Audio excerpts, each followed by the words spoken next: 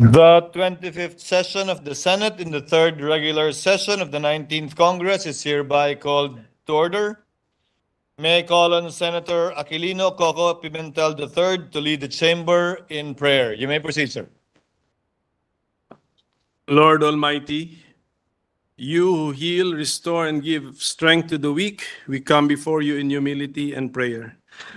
Father, we lift up to you our dear friend, Dr. Willie Ong, the friend of the Filipino people, who is currently battling a very aggressive form of cancer.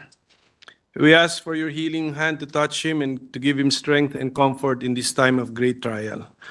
We also pray for all our countrymen who are suffering from various forms of illnesses and diseases, most especially those afflicted with cancer. From personal experience, we know how debilitating this illness can be, not only to the sick, but also to their families. We pray, merciful God, for your direct intervention to ease all forms of human suffering, both in our nation and across the world.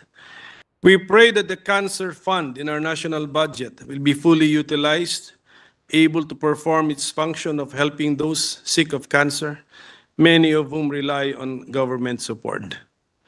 Since it is already the budget season, we lift up to you, Lord, the entire budget process.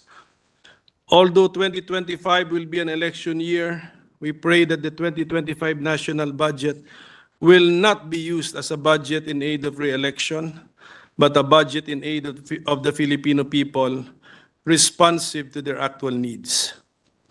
Just as we entrust doctors who are about to perform a surgery, we entrust to you, Lord, the hearts and hands of those with tremendous influence over the budget. May you guide them with discernment to deeply understand the actual needs of the Filipino people, as well as the wisdom not to lose focus on the main purpose of their positions. Grant them the virtues of selflessness, responsibility, empathy, justice, and moderation. May their handiwork reflect your plans and will for our nation, and may our love for country always prevail over the temptation of materialism and selfishness. As it is written in Psalm 82:4, rescue the poor and the helpless, deliver them from the grasp of evil people. Amen. The Adventist University of the Philippines, AUP Celestial Echoes, will lead the chamber in the singing of the Philippine National Anthem. Thereafter, they shall render a song entitled Magdiwang Magpuri. Bayang magiliw pero sa silanganan, alam ng puso sa dibdib ko'y buhay. Lupang hinirang, duyan ka ng magiti, sa manlulupit, di ka magsisihil. Sa dagatang bundok, sa simoy at sa langit mamaka, may nilagang tula at awit sa pagnayang minamahal. Ang isang ng watawat mo'y tagumpay na nagdidinig, ang bituin at araw niya kailan mamay di magdidilim. Lupa ng araw na ating pagsinta, ay langit sa piling mo. Aming ligaya naman ay mag-aabit, ang mamatay ng dahil sa'yo.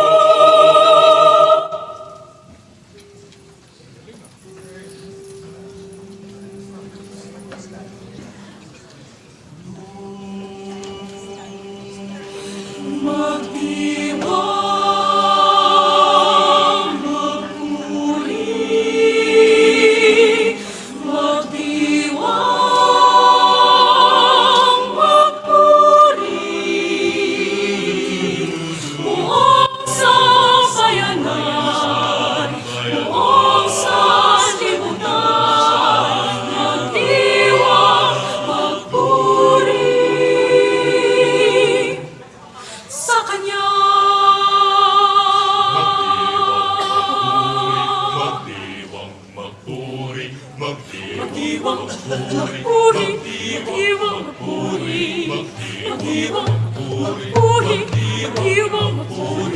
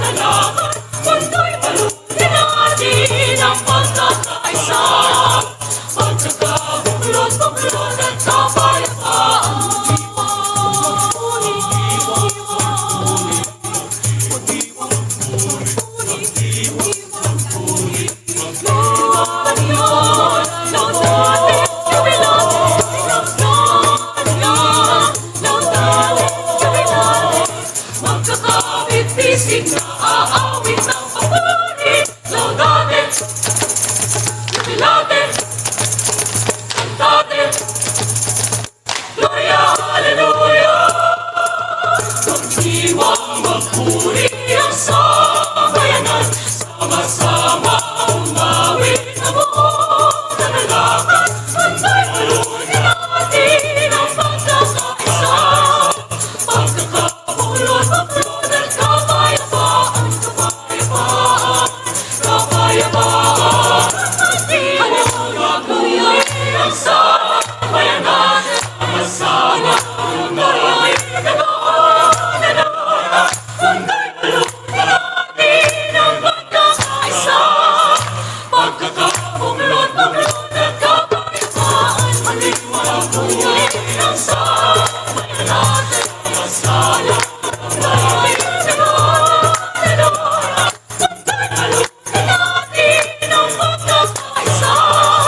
Pagkakabulot at kapayapaan.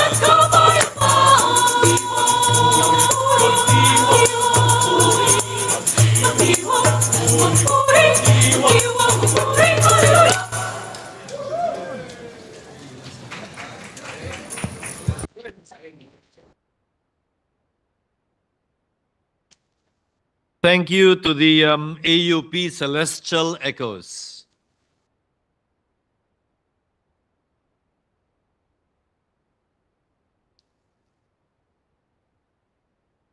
Secretary will please call the roll. Roll call of members. The Honorable Senator Binay, Senator Cayetano Alan, Senator Cayetano Pia, Senator De La Rosa, Senator Ejercito, Senator Estrada, Senator Gatchalian, Senator Go, Senator Ontiveros, Senator Lapid, Senator Legarda, Senator Marcos, Senator Padilla, Senator Pimentel, Senator Poe, Senator Revilla, Senator Tolentino, Senator Tulfo, Senator Villanueva, Senator Villar Cynthia, Senator Villar Mark, Senator Zubiri, the Senate President. With 22 senators present, Chair declares the presence of a quorum. Majority Floor Leader.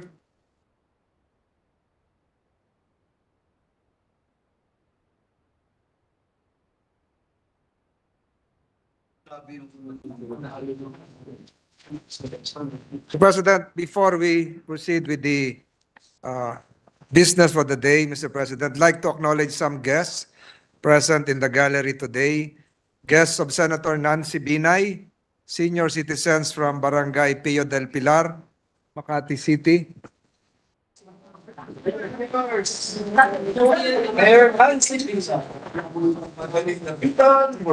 Guests of Senator Robin Hood Padilla from the National Commission on the Indigenous Peoples and NCIP, Chairperson Jennifer Las, Commissioner Kayat, Commissioner Valenciano, Commissioner Lergado, Commissioner Pareja Pabelik, and members of the NCIP team. Guests of Senator,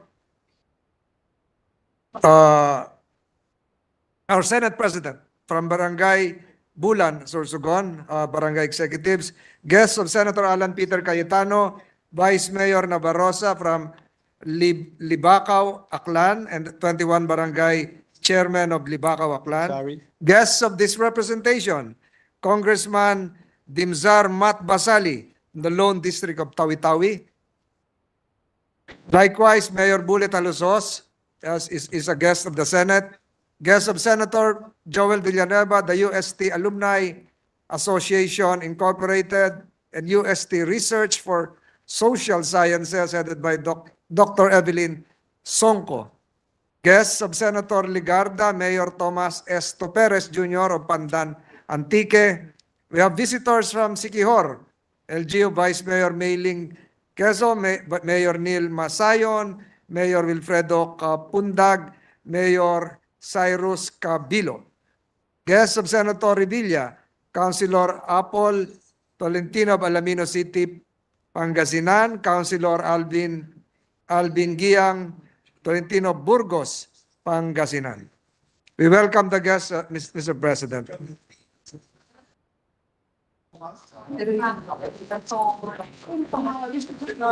To the aforementioned guests, welcome to your Senate.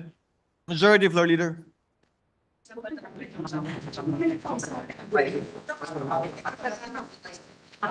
Mr. President, I move that we dispense with the reading of the journal of the 23rd session, Tuesday, September 17, 2024, and consider the same as approved. Any objection? Hearing none. Motion is approved. Mr. President, there are several bills for third reading today. I move that we proceed with the third reading of the proposed Senate Resolution 1188. This is the resolution on the free trade agreements between the Philippines and Korea that requires the concurrence of the Senate as provided for under the Constitution. Printed copies of the resolution were electronically distributed to the members of this chamber on September 19, 2024, in compliance with the 3-day rule of the Constitution and also under the Rule 36, Section 101 of the Rules of the Senate. I so move, Mr. President. Any objection? Hearing none, motion is approved. Secretary General is directed to read the title only of the measure and to proceed to roll call vote. Resolution concurring the free trade agreement between the government of the Republic of the Philippines and the government of Korea. Roll call vote. The Honorable Senator Binay, Senator Cayetano Alan, Senator Cayetano Pia, Senator De La Rosa, Senator Ejercito, Senator Estrada, Senator Gatchalian, Senator Go, Senator Ontiveros, Senator Lapid, Senator Legarda, Senator Marcos, Senator Padilla, Senator Pimentel, Senator Poe, Senator Revilla, Senator Tolentino, Yes. Senator Tulfo, Senator Villanueva, Senator Villar Cynthia, Senator Villar Mark, Senator Zubiri, the Senate President. With 21 affirmative votes, 0 negative, 0 abstention, PSR number 1188 is hereby approved on third reading. Majority Leader? Mr. President, I move that we proceed with the third reading of several other bills. Printed copies of these bills were electronically distributed to the members of the Senate on September 20, 2024, in compliance with the 3-day rule of the Constitution. With that, I move to consider on third reading Senate Bill number 2415. This is the bill on VAT refund mechanism for non-resident tourists. I so move, Mr. President. Any objection? Hearing none, consideration of Senate Bill number 2415 on third reading is now in order. Senate Secretary is directed to read the title only of the bill and to proceed to roll call vote. An act creating a VAT refund mechanism for non-resident tourists, adding a new Section 112A to the National Internal Revenue Code of 1997 as amended for the purpose. Roll call vote. The Honorable Senator Binay, Senator Cayetano Alan, Senator Cayetano Pia, Senator De La Rosa, Senator Ejercito, Senator Estrada, Senator Gatchalian, Senator Go, Senator Ontiveros, Senator Lapid, Senator Legarda, Senator Marcos, Senator Padilla, Senator Pimentel, Senator Poe, Senator Revilla, Senator Tolentino, Yes. Senator Tulfo, Senator Villanueva, Senator Villar Cynthia, Senator Villar Mark, Senator Zubiri, the Senate President.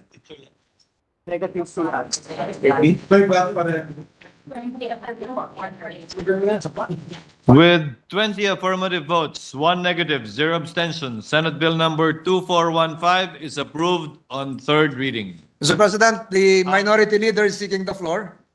What is the pleasure of the minority floor leader? If I may be allowed to explain my vote, my no vote now, because there will be House bills, so this will lose. The gentleman may proceed.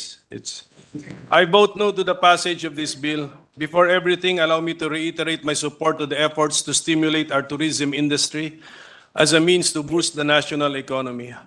However, I believe that this measure is not the appropriate measure to achieve that goal.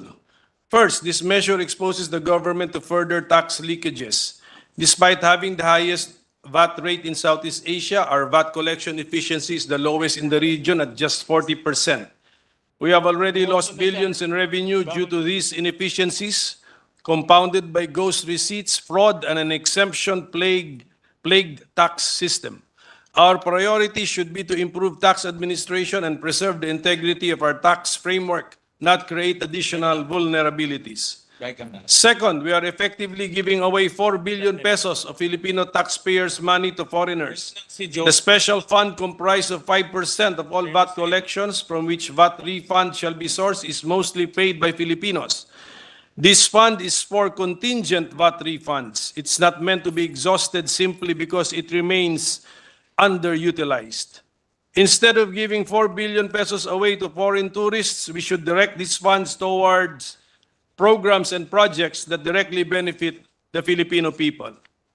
Third, in order for this measure to work, there must be a robust mechanism to separately track tourist expenditures and the corresponding VAT paid by them. The VAT to be refunded to the tourists should never exceed the total VAT paid by them. Otherwise, the system will be fundamentally flawed and unfair to Filipino taxpayers. Finally, the costs of implementing this program could outweigh its projected benefits. While potential earnings are estimated at 3.3 billion pesos to 5.7 billion pesos, expenses, costs, or losses are projected at 2.9 billion pesos to 4.1 billion pesos. In addition, the government will incur additional expenses for engaging third-party VAT operators along with administrative and other operational expenses, further diminishing the potential gains from this program. I hope we will not attract fly-by-night third-party operators. I hope the tourist VAT refunds will not exceed the tourist VAT payments. Mr. President and dear colleagues, there are far more important matters pending before this august body that deserve our attention and prioritization. Thus, I urge, even at this late point, my esteemed colleagues to reconsider this bill. If we truly want to boost tourism, let us invest directly in tourism by improving our infrastructure and enhancing the overall tourist experience. So for these reasons, I am voting no to the bill. Thank you, Mr. President. Noted and entered into the records. What is the pleasure of Senator Sherwin Gatchalian? Thank you, Mr. President. Mr. President, to explain my vote. The gentleman may proceed. You are recognized. Mr. President, distinguished colleagues, allow me to briefly manifest before this august body the rationale behind our pursuit of the passage of the VAT refund mechanism for non-resident tourists. The proposed VAT refund mechanism for non-resident tourists is aligned with our collective goal to complement the administration's effort to boost tourism. By allowing foreign visitors to claim VAT refunds on goods they purchase in our country, we create an environment that not only attracts more tourists but also encourages them to spend more on our products, which will eventually be taken out of the country. This bill is not just about short-term gains, it's about long-term growth of our tourism industry and the economy as a whole. The revenue loss we may incur from these refunds will be offset by the increased spending of tourists, which in turn will generate more jobs, stimulate local industries, and ultimately boost our economic activity. According to the National Economic Development Authority, in terms of net benefit, this fiscal reform is projected to generate an amount ranging from 3.3 billion pesos to 5.7 billion pesos per annum from 2024 to 2028. The proposed scheme is expected to create additional employment opportunities of 4.4 thousand to 1.7 thousand, sorry, 4.4 thousand to 7.1 thousand per annum from 2024 to 2028. This bill is an investment in our tourism sector and, by extension, an investment in the livelihoods of many Filipinos who rely on this industry. With this, I humbly submit the potential rewards of this policy far outweighs its risk. Thank you, Mr. President. Noted and entered into the records. What is the pleasure of Senator Villanueva? Mr. President, may I just be allowed to insert into the records the explanation of my vote, and I vote in the affirmative, Mr. President. Thank you. With due thanks and duly noted as well. Majority Leader? Mr. President, no other member wishes to make a manifestation. I move to consider on third reading Senate Bill number 2451. This is the bill on Ligtas Pinoy Centers Act. I so move, Mr. President. Any objection? There being none, Senate Bill number 2451, consideration rather of Senate Bill number 2451 on third reading is now in order. Senate Secretary is directed to read the title only of the bill and to proceed. Roll call vote. An act establishing evacuation centers for every city and municipality and appropriating funds therefore. Roll call vote. The Honorable Senator Binay, Senator Cayetano Alan, Senator Cayetano Pia, Senator De La Rosa, Senator Ejercito, Senator Estrada, Senator Gatchalian, Senator Go, Senator Ontiveros, Senator Lapid, Senator Legarda, Senator Marcos, Senator Padilla, Senator Pimentel, Senator Poe, Senator Revilla, Senator Tolentino, Yes. Senator Tulfo, Senator Villanueva, Senator Villar Cynthia, Senator Villar Mark, Senator Zubiri, the Senate President. With 22 affirmative votes, 0 negatives, 0 abstentions, Senate Bill number 2451 is approved on third reading. Majority Leader. Mr. President, the Senate President Pro Temp is seeking the floor. Senate President Pro Tem Jingo Estrada is recognized. You may proceed, sir. Thank you, Mr. President. Mr. President, the Philippines for the third straight year topped the list of almost 200 countries in the world for being the most at-risk nation to extreme natural events and adverse effects of climate change based on the 2024 World Risk Report released a few days ago. Ang pagiging first honor natin sa listang ito ay dapat magtulak sa atin na bumuo at pagtibayan ng mga batas upang makaagapay ang ating mga kababayan sa pagdaan ng mga kalamidad at lubos na mapababa kung hindi man ganap na maiwasan ang pinsalang dala nito sa atin.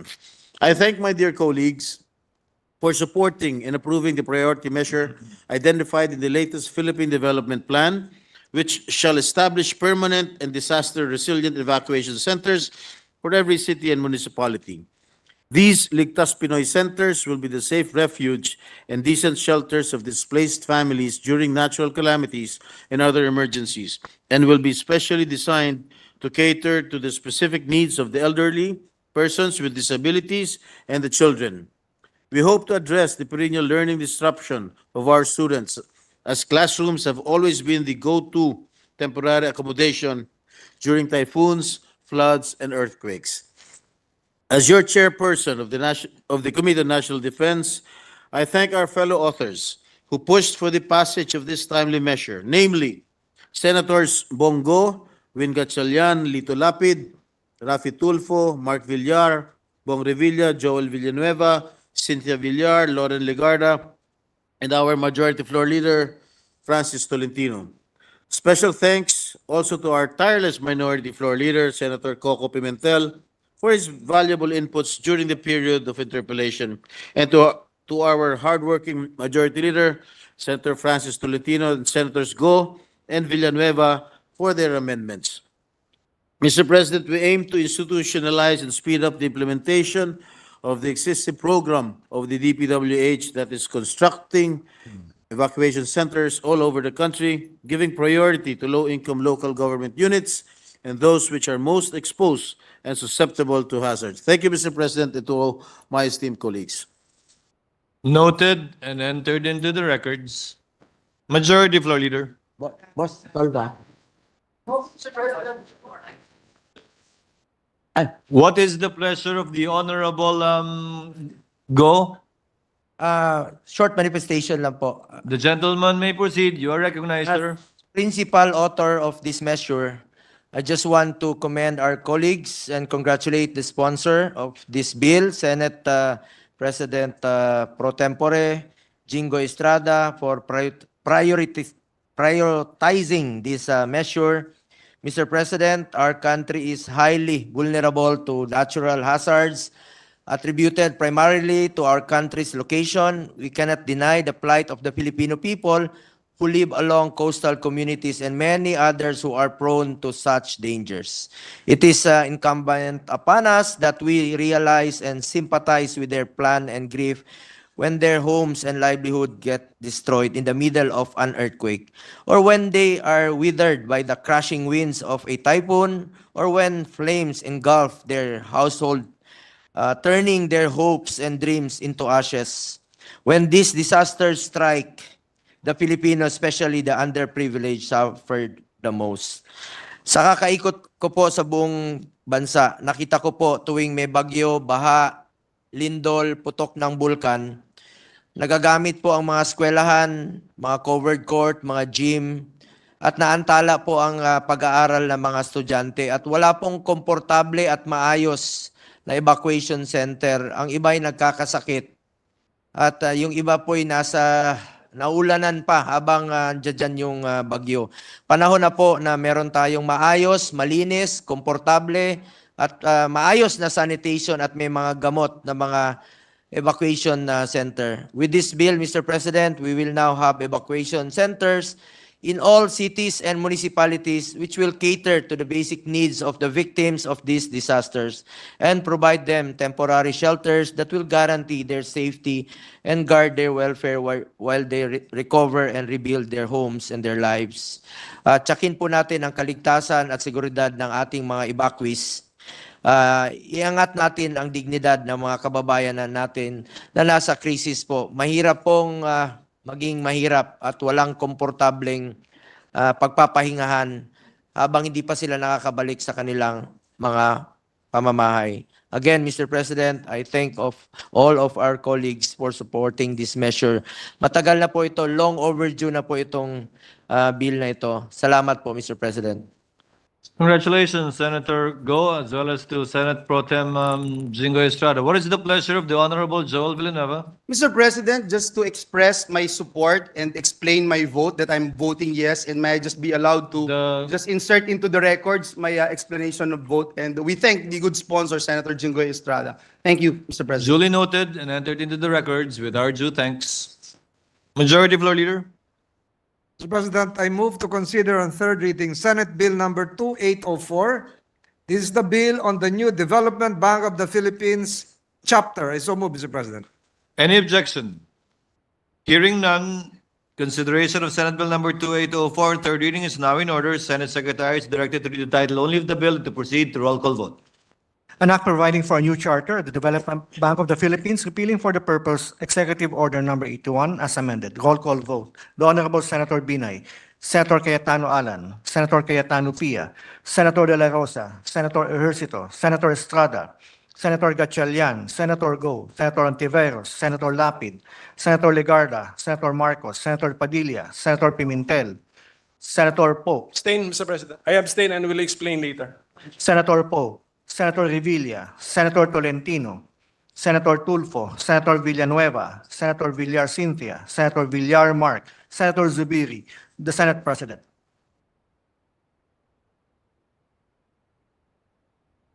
With 21 affirmative votes, 0 negative, 1 abstention, Senate Bill number 2804 is hereby approved on third reading. Mr. President, Senator Mark Villar, the principal author, is taking the floor. What is the pleasure of the Honorable Mark Villar? I would like to make a manifestation, Mr. President. The gentleman may proceed. Mr. President, my dear colleagues, I would like to extend my gratitude for your support of the new charter of the Development Bank of the Philippines. The approval on third reading of this bill takes us one step closer in providing greater accessibility of financial resources to our fellow Filipinos. Maraming Pilipino ang naghahangad ng pagkukunan ng pondo para sa kani-kanilang projects na lubos na makakatulong sa holistic development ng buong bansa. Isa sa mga paraan para makamit natin ito is to promote financial inclusion and to enhance accessibility of Filipinos needing additional resources for development projects. This is the very mandate of the DBP to provide development financing for Filipinos. Kung kaya ay isinulong po natin ang bagong charter ng DBP upang mabigyan ang institusyon ng additional capacity to deal with the increased demand of financial resources for different projects from vital sectors. With that, Mr. President, I would like to reiterate my thanks to our colleagues, particularly our Majority Leader, Senator Francis Tolentino, Minority Leader Coco Pimentel, our distinguished colleague from Bulacan, Senator Joel Villanueva, and of course, our dear Senate President Chis Escudero, for your support in the crafting of this bill. With your help, we are assured that the new charter of DBP is adapted to the current trends and needs of the financing and development sectors. Maraming salamat po. Thank you, Senator Villar. The manifestation is duly noted and entered into the records. What is the pleasure of Senator Villanueva? Yes, Mr. President, may I be allowed to just explain briefly my vote, Mr. President? The gentleman is recognized and he may proceed. Thank you very much, Mr. President, dear colleagues. We wholeheartedly support the approval on third and final reading of Senate Bill number 2804, or the new Development Bank of the Philippines Act. We'd like to again thank and congratulate our colleague, the sponsor of the measure, Senator Mark Villar, for pushing for this very important piece of legislation. Mr. President, since its establishment, the DBP has served the medium and long-term financial needs of various sectors, particularly agricultural and industrial enterprises in the countryside. This bill is a response to the changing times that require us to provide our people with more resources to fund developmental projects and ventures and promote financial inclusion. This is a commitment to revitalizing our economy and addressing the pressing needs of various sectors by augmenting the bank's capacity to support infrastructure, agriculture, and small businesses, which are all vital to achieve sustainable growth. Again, we thank the sponsor for accepting all our amendments in order to strengthen the safeguards in the measure and ensure that with the expansion of its developmental mandate, the bank can meet its operational demands and maintain service quality. In closing, Mr. President, we are hopeful that the new charter of the DBP will ultimately contribute to the provision of more jobs to the Filipino people, foster innovation, and drive inclusive growth. Again, we vote yes to this measure. At maraming salamat po, and may God bless us all. Duly noted and entered into the records. What is the pleasure of the minority floor leader? Sir, seeking the floor, Mr. President. To explain my decision why I abstained, Mr. President. You are recognized, sir, and you may proceed. Mr. President, my dear colleagues, let me explain my decision to abstain from the recent third reading vote on the new Development Bank of the Philippines Charter. This decision is due to my serious disagreement with essential issues crucial to the DBP's governance and operations. I have reservations about Section 7, or the authorized capital stock dash par value, which states that the bank may allocate part or all of its unrestricted retained earnings towards increasing the national government's paid-up capital stock. It is my opinion that all shareholders have a stake in the unrestricted retained earnings. Also, the law must recognize the distinct juridical personality of the bank from the juridical personality of the national government as a shareholder of the bank. We cannot dissolve this legal distinction in the name of expediency. Lastly, I am afraid I have to disagree with the decision of the DBP not to provide the Senate through this representation with the names of the debtors whose debts were written off. The DBP cites Section 22 of EO 81 as amended, which states as follows. Section 22, Prohibition on officers and employees of the bank, except as required by law or upon order of a court of competent jurisdiction or the express order of the President of the Philippines or written permission of the client. No officer or employee of the bank shall reveal to nor allowed to be examined, inquired, or looked into by any third person, government official, bureau, or office any information relative to details of individual accounts or specific banking transactions, provided that in respect to deposits of whatever nature, the provisions of existing laws shall apply. Even for debts written off, it is the opinion of this representation that the bank is under obligation to exhaust all efforts, including the institution of court cases, to collect these debts. In the efforts to collect, particularly the institution of court cases, surely the bank would have to disclose the names of these debtors as the named defendants. I am of the opinion, therefore, that these written-off debts are not included in the accounts or transactions which cannot be inquired into. It is essential to examine these accounts to a certain accountability. So, Mr. President, my dear colleagues, these issues are vital for the long-term success and integrity of the DBP. Because I have my doubts reinforced by incomplete information, I have abstained. Thank you, Mr. President.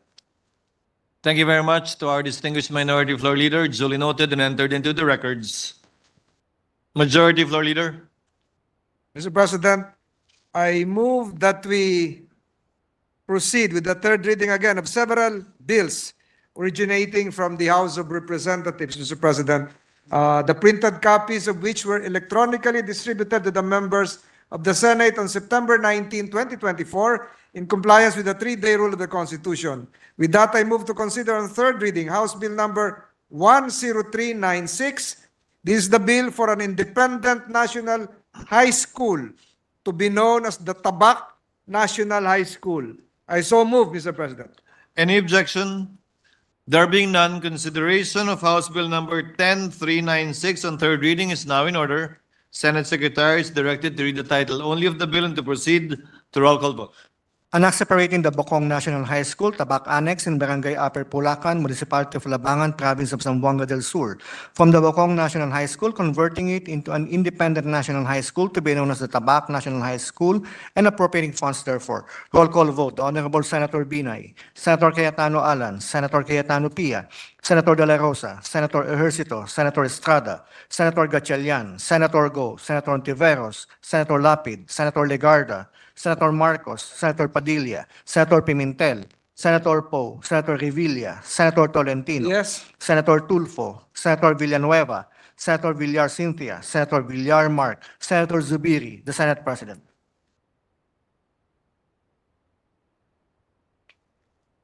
With 22 affirmative votes, 0 negative, 0 abstention, House Bill number 10396 is approved on third reading.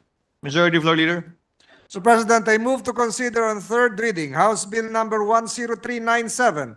This is the bill on the conversion of the Calatio Elementary School into an integrated school. I so move, Mr. President. Any objection? There being none, consideration of House Bill number 10397 on third reading is now in order. Senate Secretary is directed to read the title only of the bill and to proceed to roll call vote. An act converting the Calateo Elementary School in Barangay Calateo, Municipality of Luban, Province of Sorsogon, into an integrated school to be known as the Calateo Integrated School and appropriating funds therefore. Roll call vote. The Honorable Senator Binay, Senator Cayetano Alan, Senator Cayetano Pia, Senator De La Rosa, Senator Ejercito, Senator Estrada, Senator Gatchalian, Senator Go, Senator Ontiveros, Senator Lapid, Senator Legarda, Senator Marcos, Senator Padilla, Senator Pimentel, Senator Poe, Senator Revilla, Senator Tolentino, Yes. Senator Tulfo, Senator Villanueva, Senator Villar Cynthia, Senator Villar Mark, Senator Zubiri, the Senate President. With 22 affirmative votes, 0 negative, 0 abstention, House Bill number 10397 is approved on third reading. Mr. President, Majority Leader. I move to consider on third reading House Bill number 1040. This is the bill establishing the Santa Ignacia National High School. So move, Mr. President. Any objection? There being none, consideration of House Bill number 10440 is now in order. Senate Secretary is directed to read the title only of the bill and to proceed to roll call vote. An act establishing a national high school in Barangay San Francisco, Municipality of Santa Ignacia, Province of Tarlac, to be known as the Santa Ignacia National High School, appropriating funds therefore. Roll call vote. The Honorable Senator Binay, Senator Cayetano Alan, Senator Cayetano Pia, Senator De La Rosa, Senator Ejercito, Senator Estrada, Senator Gatchalian, Senator Go, Senator Ontiveros, Senator Lapid, Senator Legarda, Senator Marcos, Senator Padilla, Senator Pimentel, Senator Poe, Senator Revilla, Senator Tolentino, Senator Tulfo, Senator Villanueva, Senator Villar Cynthia, Senator Villar Mark, Senator Zubiri, the Senate President.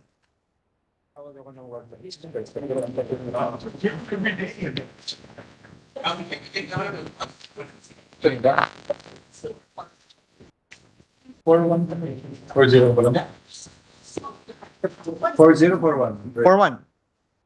one.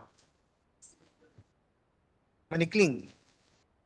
With 22 affirmative votes, 0 negative, 0 abstention, House Bill number 10441 is approved on third reading.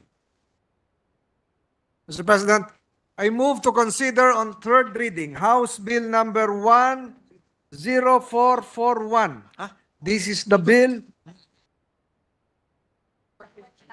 Sure. So ngayon, Chair 1 minute suspension, would Mr. like to President. correct. Chair would like to correct the earlier bill that we voted upon on third reading. It should be House Bill number 10440. pertaining to the National High School in Barangay San Francisco, Municipality of Santa Ignacia, Province of Tarlac. That was the bill, the local bill that we approved earlier. Now, any objection to the motion of the Majority Floor Leader to take up House Bill number 10441? There being none, the aforementioned bill is now under consideration on third reading. Senate Secretary is directed to read the title only of the measure and to proceed to roll call vote. Anak establishing a national high school in Barangay Manikling, Municipality of San Isidro, Province of Davao Oriental, to be known as the Manikling National High School and appropriating funds therefore. Roll call vote. The Honorable Senator Binay, Senator Cayetano Alan, Senator Cayetano Pia, Senator De La Rosa, Senator Ejercito, Senator Estrada, Senator Gatchalian, Senator Go, Senator Ontiveros, Senator Lapid, Senator Legarda, Senator Marcos, Senator Padilla, Senator Pimentel, Senator Poe, Senator Revilla, Senator Tolentino, Yes. Senator Tulfo, Senator Villanueva, Senator Villar Cynthia, Senator Villar Mark, Senator Zubiri, the Senate President. With 22 affirmative votes, 0 negative, 0 abstention, House Bill number 10441 is approved on third reading. Majority Floor Leader. Mr. President, I move to consider on third reading House Bill number 10442. This is the bill establishing the Maputi National High School. I so move, Mr. President. Any objection? There being none, consideration of the aforementioned bill is now in order. Senate Secretary is directed to read the title only of the bill and to proceed to roll call vote. Anak establishing a national high school in Barangay Maputi, Municipality of Banay-Banay, Province of Davao Oriental, to be known as the Maputi National High School and appropriating funds therefore. Roll call vote. The Honorable Senator Binay, Senator Cayetano Alan, Senator Cayetano Pia, Senator De La Rosa, Senator Ejercito, Senator Estrada, Senator Gatchalian, Senator Go, Senator Ontiveros, Senator Lapid, Senator Legarda, Senator Marcos, Senator Padilla, Senator Pimentel, Senator Poe, Senator Revilla, Senator Tolentino, Senator Tulfo, Senator Villanueva, Senator Villar Cynthia, Senator Villar Mark, Senator Zubiri, the Senate President. With 22 affirmative votes, 0 negative, 0 abstention, House Bill number 10442 is approved on third reading. Mr. President, I move to consider on third reading House Bill number 10443. This is the bill for an independent national high school to be known as the Silukap National High School. I so move, Mr. President. Any objection? Hearing none, consideration of House Bill number 10443 on third reading is now in order. Senate Secretary is directed to read the title only of the bill and to proceed to roll call vote. Anak separating the Liloy National High School, Silukap Extension in Barangay Silukap, Municipality of Liloy, Province of Zamboanga del Norte, from the Liloy National High School, converting it into an independent national high school to be known as the Silukap National High School and appropriating funds therefore. Roll call vote. The Honorable Senator Binay, Senator Cayetano Alan, Senator Cayetano Pia, Senator De La Rosa, Senator Ejercito, Senator Estrada, Senator Gatchalian, Senator Go, Senator Ontiveros, Senator Lapid, Senator Legarda, Senator Marcos, Senator Padilla, Senator Pimentel, Senator Poe, Senator Revilla, Senator Tolentino, Senator Tulfo, Senator Villanueva, Senator Villar Cynthia, Senator Villar Mark, Senator Zubiri, the Senate President. With 22 affirmative votes, 0 negative, 0 abstention, House Bill number 10443 is approved on third reading. What is the pleasure of the Honorable Go? Mr. President, may I request to be considered as co-sponsor of the local bills we approved today on third reading. Congratulations to the sponsor, Senator Win Gatchalian. Thank you, Mr. President. Duly noted and entered into the records. Majority Floor Leader.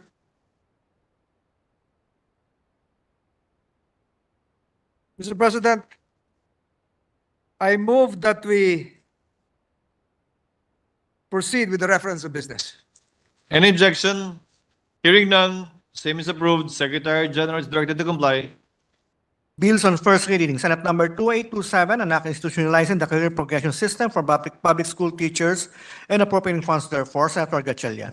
To the Committees on Civil Service, Government Reorganization and Professional Regulation, Basic Education and Finance. Senate number 2828, amending Republic Act number 11696, otherwise known as the Marawi Siege Victims Compensation Act of 2002 by Senator De La Rosa. To the committee, to the Senate Special Committee on Marawi Rehabilitation. Resolutions, proposed Senate Resolution number 1200, urging the appropriate Senate committee to conduct an inquiry into certain local civil registries reported issuance of birth certificates through late registration to foreign nationals by Senators Lagarda and Tulfo. To the Committee on Accountability of Public Officers and Investigations. PSR 1202, recognizing and commending the men and women of the Philippine Coast Guard on board BRP Teresa Magbanwa for their commitment and dedication to protect the sovereign rights of the Philippines over the West Philippine Sea. Senator Padilla. To the Committee on Rules. Additional reference of business, message of the President of the Philippines, letter of His Excellency President Marcos, dated 10 September 2024, submitting for the Senate's consideration and concurrence the treaty between the Government of the Republic of the Philippines and the Government of United Kingdom of Great Britain and Northern Ireland on the transfer of sentenced persons, which was signed on 26 October 2023 in Manila, Philippines. To the Committee on Foreign Relations. Bills on first reading, Senate number 2829, strengthening the establishment and operation of all public and private higher education institutions, Senator Legarda. To the Committees on Higher Technical and Vocational Education and Ways and Means. 28230, an act further amending Republic Act number 7836, otherwise known as the Philippine Teachers Professionalization Act of 1994, as amended by RA 9293, Senator Legarda. To the Committee on Civil Service, Government Reorganization, and Professional Regulation. 2831, institutionalizing the career progression system for public school teachers and appropriate funds, therefore, Senator Legarda. To the Committees on Civil Service, Government Reorganization, and Professional Regulation, and Basic Education and Finance. 2832, institutionalizing the nutrition care process as part of medical care in the Philippines, Senator Ejercito. To the Committees on Health and Demography and Finance. 2833, an act to accelerate the discovery and development of innovative medicines by strengthening clinical trials and for other purposes, Senator Ejercito. To the Committees on Science and Technology, Health and Demography, Ways and Means, and Finance. Resolutions, PSR 1203, condemning the recent spate of killings of and attacks against the members of the Teduray tribe, violating human rights and undermining the peace and security in the Bangsamoro region, Senator Padilla. To the Committee on Rules. 1204, resolution honoring President Yoon Suk Yeol of South Korea on his first visit to the Philippines and commending his efforts to build upon 75 years of diplomatic relations between the Philippines and South Korea, Senator Zubiri and Gatchalian. To the Committee on Rules. Committee Report 330, jointly by the Committees on Environment, Natural Resources and Climate Change, Higher Technical and Vocational Education, Basic Education and Finance, on Senate number 2834, with Senators Revilla Jr., Villar C., and Tulfo as authors. An act requiring all graduating senior high school and college level students to plant at least 2 trees each as a civic duty for environment protection and climate change mitigation and providing funds therefore. Recommending its approval in substitution of Senate numbers 1538, 2228, and 2691. Taking into consideration House number 9588, sponsor Senator Villar C. To the calendar for ordinary business. Majority Floor Leader. Mr. President, I move that we recognize Senator Rafi Tulfo following the signing of the Seafarers Act to express his appreciation to this chamber, Mr. President. Senator Tulfo is recognized. You may proceed, sir. Mr. President, esteemed colleagues, I feel nothing but gratitude today. Despite the long and turbulent journey, the Magna Carta of Filipino seafarers has finally reached its destination. It is now Republic Act number 12021, and this was only possible because everyone on board did their part. Mr. President, let me take a minute of this body's time to acknowledge those who played a role in the passing of this law. First, I would like to thank President Ferdinand R. Marcos Jr.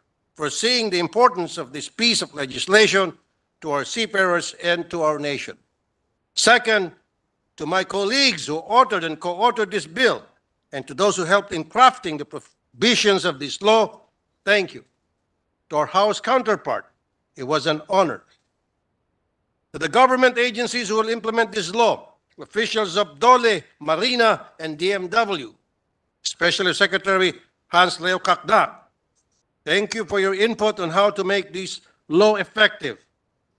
To the manning industry and ship owners, thank you for being partners in promoting the welfare of our seafarers. I would like to believe that this is law is also for you dahil kung maayos ang lagay ng ating mga marino, paniguradong industriya natin ang magkikinabang. Finally, to our seafarers and their families, this law is in honor of your hardship, sacrifices, and dreams. This law will protect your rights, promote your welfare, and professionalize the seafaring labor force.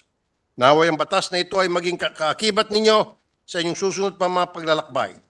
Mr. President, after almost 20 years from the time the very first Magna Carta for Seafarers Bill was filed, it is an honor to be a part of this legislative journey and see its conclusion. Muli, sa ngalan nating mga marino, taos pusong pasasalamat ko po. Mabuhay po tayong lahat. Thank you, Senator Tulfo. Duly noted and entered into the records, and congratulations. Majority Floor Leader.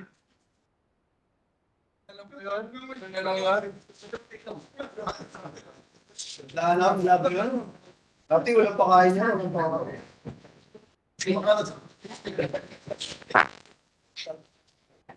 Mr.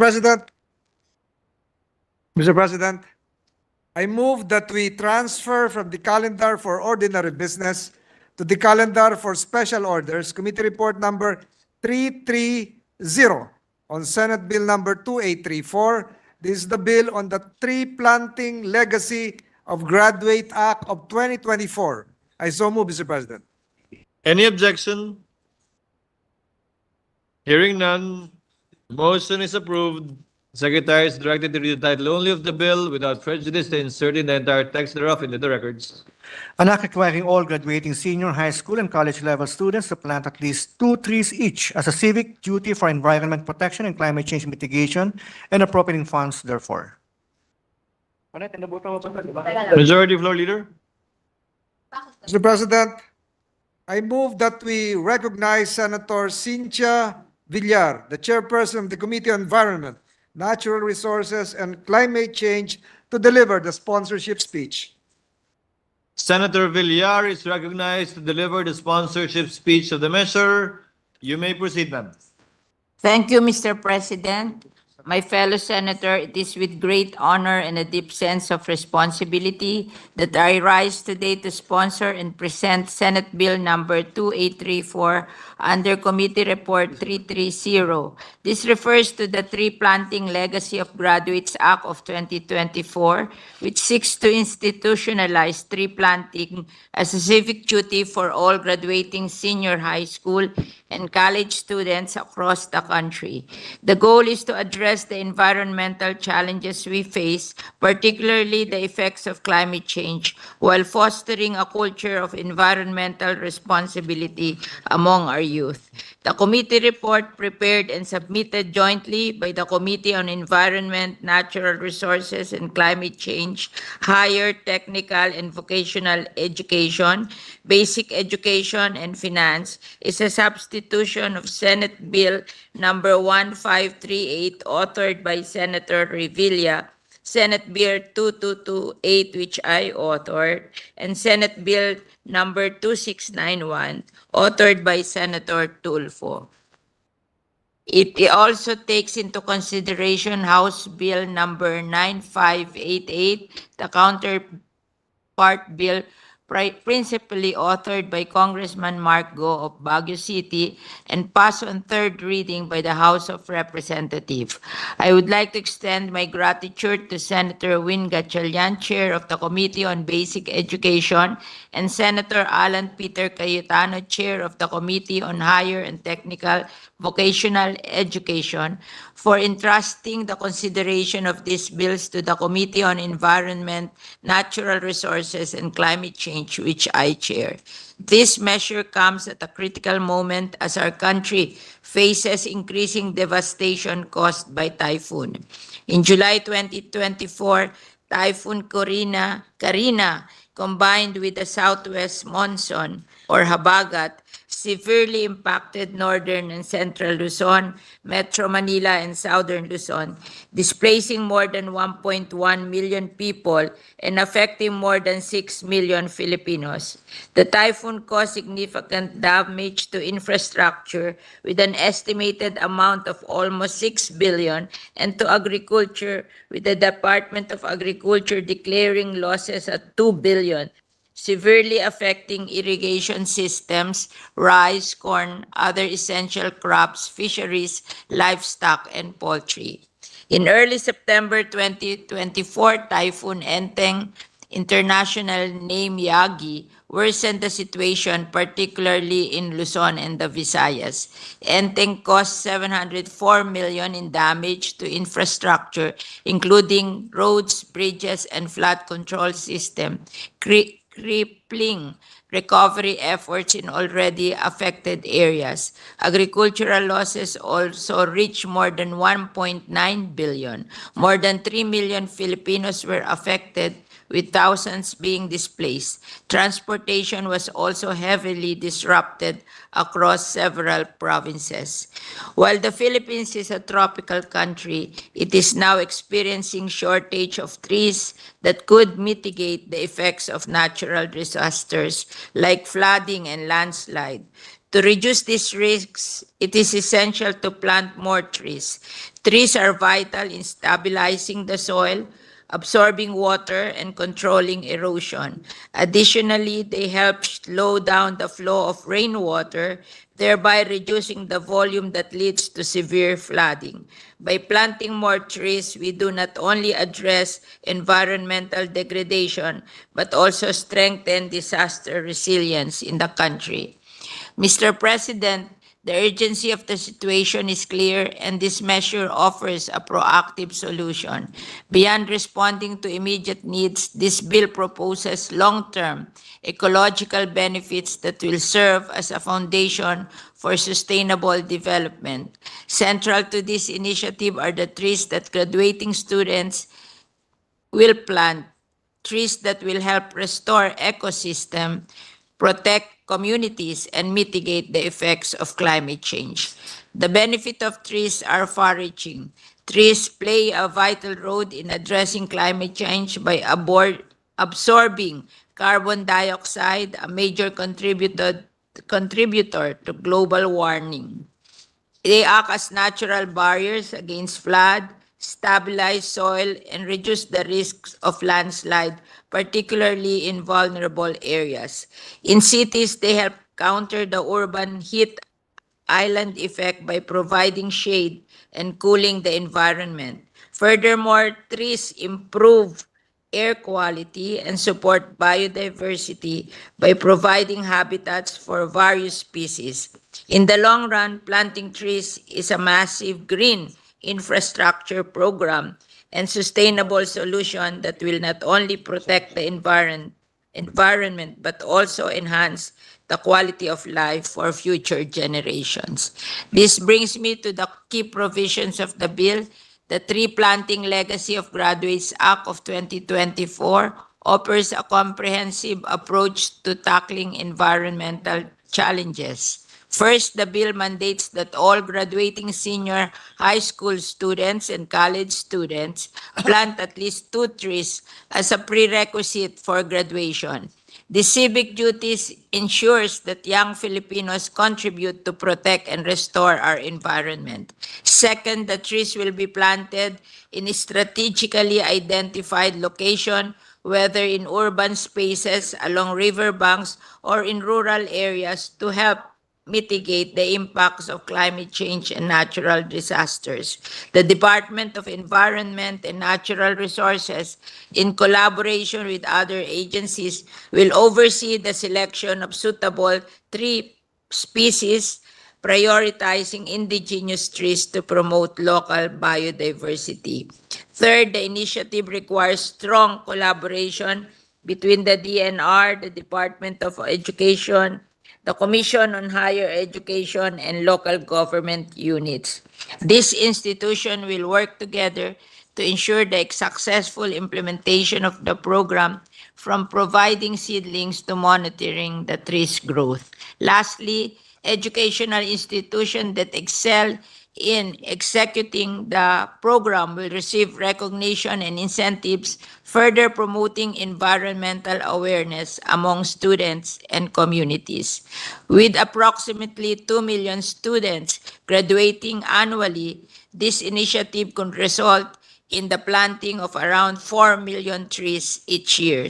These trees will not only provide immediate environmental benefits, but also instill in our youth a lasting commitment to sustainability and environmental protection.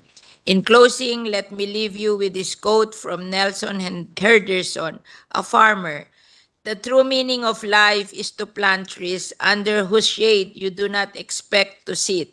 Planting trees is an act of selflessness, one that benefits future generation more than ourselves. In the face of climate change, this simple yet powerful act is an investment in the future, one that combats climate change and builds a healthier, more resilient environment for generations to come. Hence, I urge you, my dear colleagues, to support this important legislation. Thank you. Thank you, Senator Villar. Majority Floor Leader. Mr. President, Senator Juan Miguel Zubiri is seeking the floor. I ask that he be recognized. What is the pleasure of the Honorable Zubiri? Yes, thank you, Mr. President. We'd just like to manifest our full support, if I may, on the measure of Senator Villar. The gentleman may proceed. Thank you very much, Mr. President. Mr. President, I would like to put on record my full support on Senate Bill number 2834, and I thank our distinguished Mama Bear of the Senate, Senator Cynthia Villar, for this measure.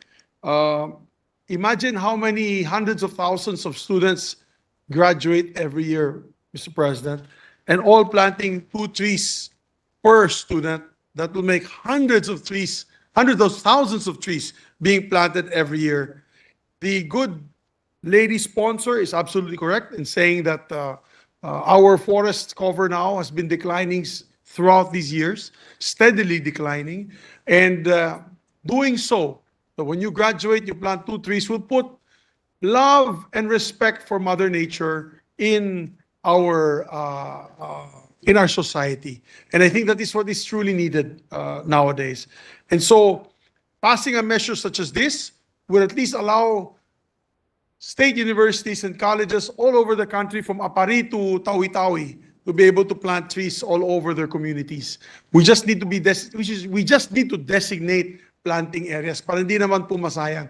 Kasi baka itanim nila sa harap ng bahay nila yung puno, pwede din po yan, pero mas maganda po if we can make it a community forest. Because this community forest will, of course, be able to be a protective covering for wildlife, and of course for flora and fauna, as well as a protection, particularly in riverbanks and areas where it needs climate change mitigation and resilience. So I'm in full support of this measure, and I'd like to request the sponsor, if I can be made co-author and co-sponsor of this measure. And in a later hour, I will also submit my sponsorship speech with her permission and submit it to the records. Maraming salamat po, Mr. President.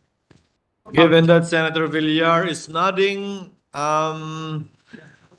she accedes to the co-authorship of the Honorable Zubiri, and the submission of his co-sponsorship speech is duly noted and entered into the records. What is the pleasure of Senator Villanueva? Mr. President, may I be allowed to deliver my co-sponsorship speech, Mr. President? The gentleman may proceed. Thank you, Mr. President. I'd be brief and would just like to put into the records of this August chamber my sincerest thanks and congratulations to our Mama Bear, our dear Senator Cynthia Villar, for sponsoring Senate Bill number 2834 under Committee Report number 330, or the Tree Planting Legacy of Graduates Act of 2024. Mr. President, we are in the era of multi-trillion budgets, of which hundreds of billions are spent on flood control projects amounting to at least 1.4 billion pesos a day for this year alone, Mr. President. Thus, we support initiatives that seek to mitigate floods but would not cost us, Mr. President, so much billions in our government coffers. Hindi po magastos ang magtanim, Ginoong Pangulo. In fact, the total budget of our enhanced national greening program for 2024 is only 1.2 billion pesos. Mr. President, again, compared to 1.44 billion pesos a day budget for flood control, 1.2 billion po buong taon na ng national greening program po ng ating pamahalaan. And since its implementation in 2011 to 2023, ang report po sa atin, questionable man o hindi, more or less 2 billion seedlings na daw po ang have been planted, Mr. President. Their importance in risk reduction cannot be emphasized enough. That's what I wanted to raise in this August chamber. Trees remove water from the catchment area, leading to reduced pressure on drainage systems in urban areas and a reduction in flood risk through the absorption of runoffs from the roads and agricultural areas in rural areas.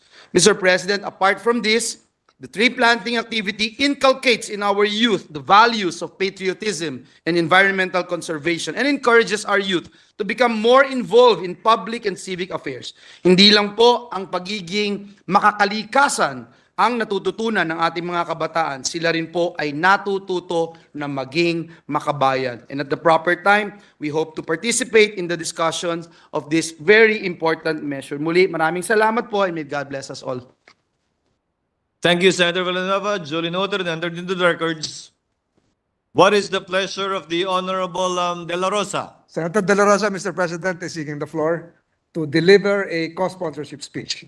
Senator De La Rosa is recognized to deliver his co-sponsorship speech. You may proceed, sir. Thank you, Mr. President.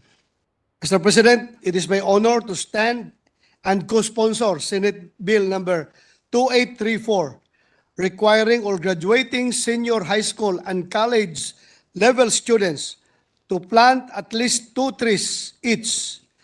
Before I proceed, Mr. President, I wish to express for the record my commendation to our dear chairperson of the Committee on Environment, Natural Resources, and Climate Change, Senator Cynthia Villar, for acting on this mission. Every graduating student knows ang isa sa pinakamahalagang dokumento na dapat niyang kumpletuhin ay ang clearance for graduation.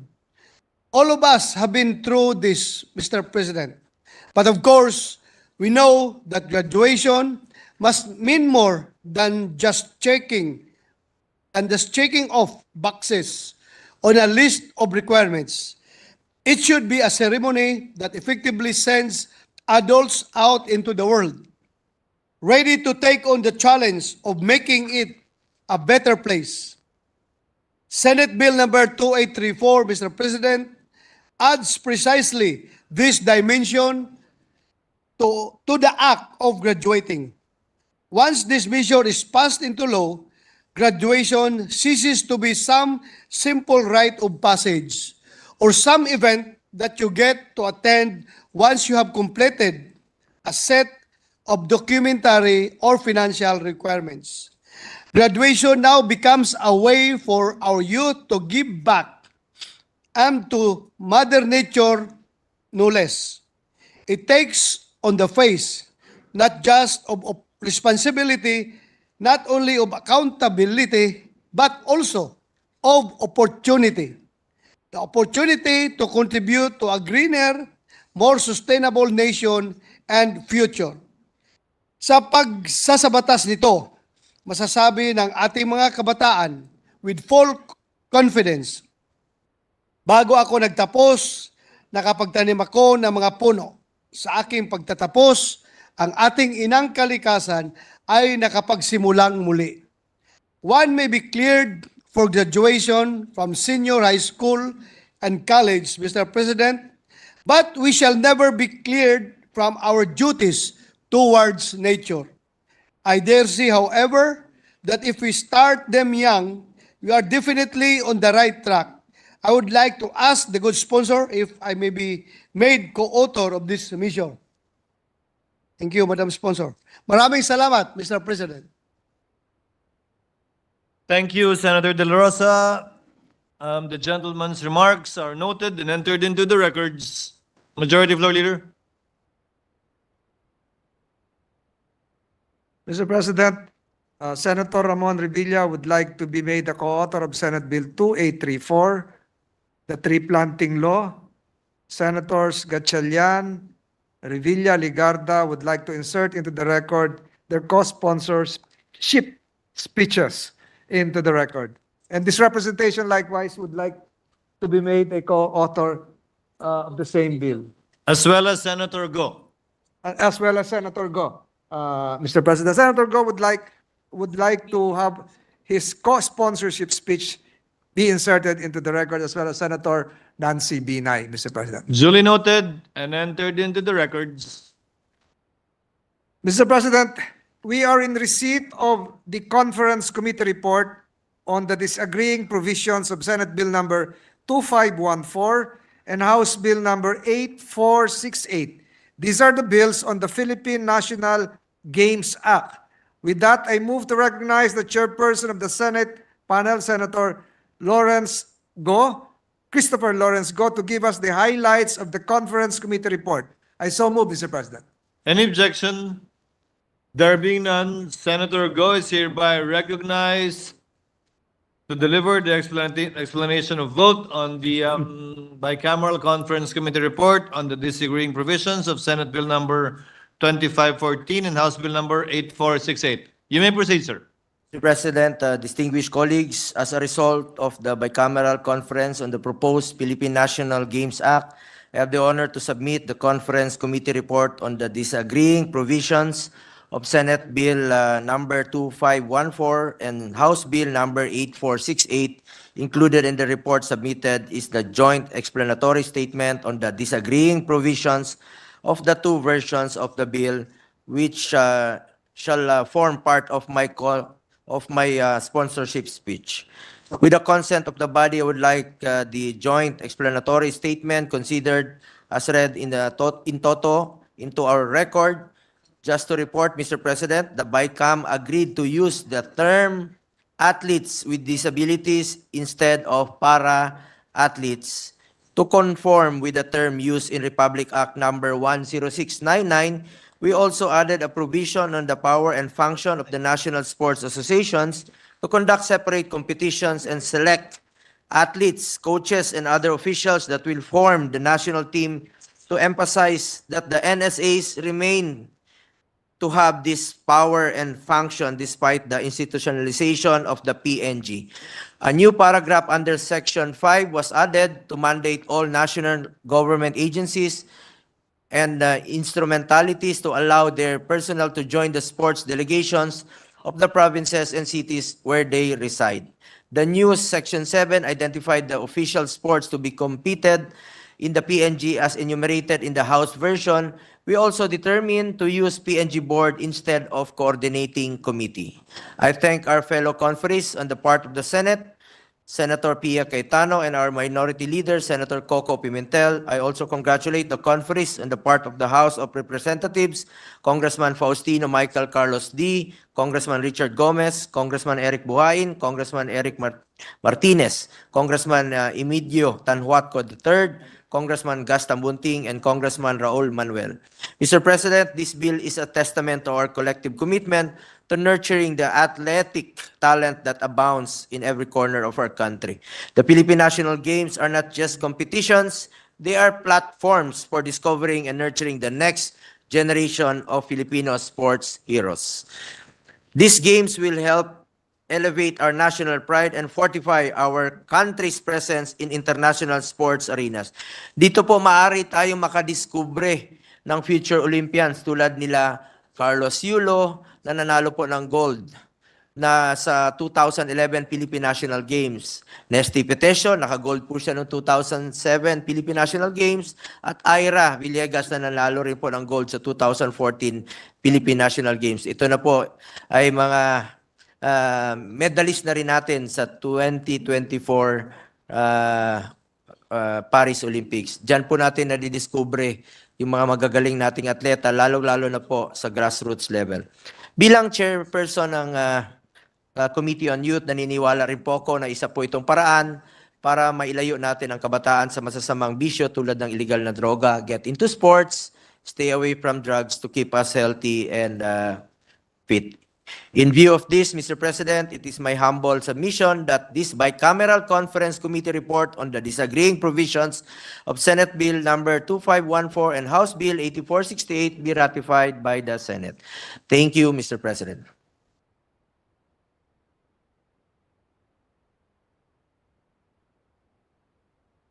Mr. Majority President, Floor Leader. Mr. President, I move that we approve and ratify the conference committee report on the disagreeing provisions of Senate Bill number 2514 and House Bill number 8468, and let the text of the joint explanation be deemed spread into the records of the chamber. I so move, Mr. President. Any objection? There being none, the conference committee report on the disagreeing provisions of Senate Bill number 2514 and House Bill number 8468 is hereby approved and ratified. Congratulations to Senator Go. Mr. President, Majority Floor Leader. I move that we proceed with the adoption of multiple simple resolutions, Mr. President. The Majority Leader may proceed. Mr. President, I move that we consider the proposed Senate Resolution 657. This is the resolution commending Filipino team bowler Zach Zales Ramin for being the first Filipino male bowler to emerge as champion in the men's division of the 53rd Singapore International Open. Is there any objection? There being none, the motion is approved and the proposed Senate Resolution number 657 is hereby adopted. Mr. President, I move that we consider the proposed Senate Resolution 716 is the resolution congratulating and commending Makati Football Club for winning in the Gothia World Youth Cup held in Gothenburg, Sweden, and in Cup number 1 in Frederikshavn, Denmark, Mr. President. Is there any objection? There being none, the motion is approved. Proposed Senate Resolution number 716 is hereby adopted.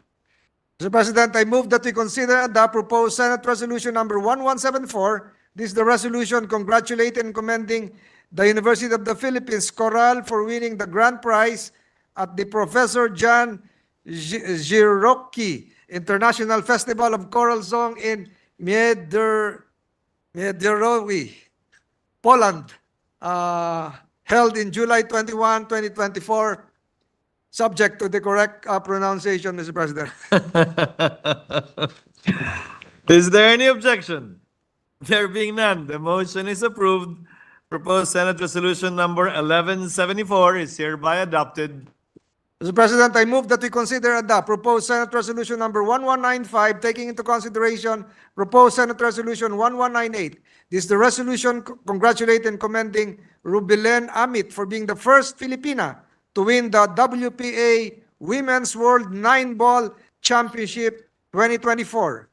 Any objection? There being none, the motion is approved.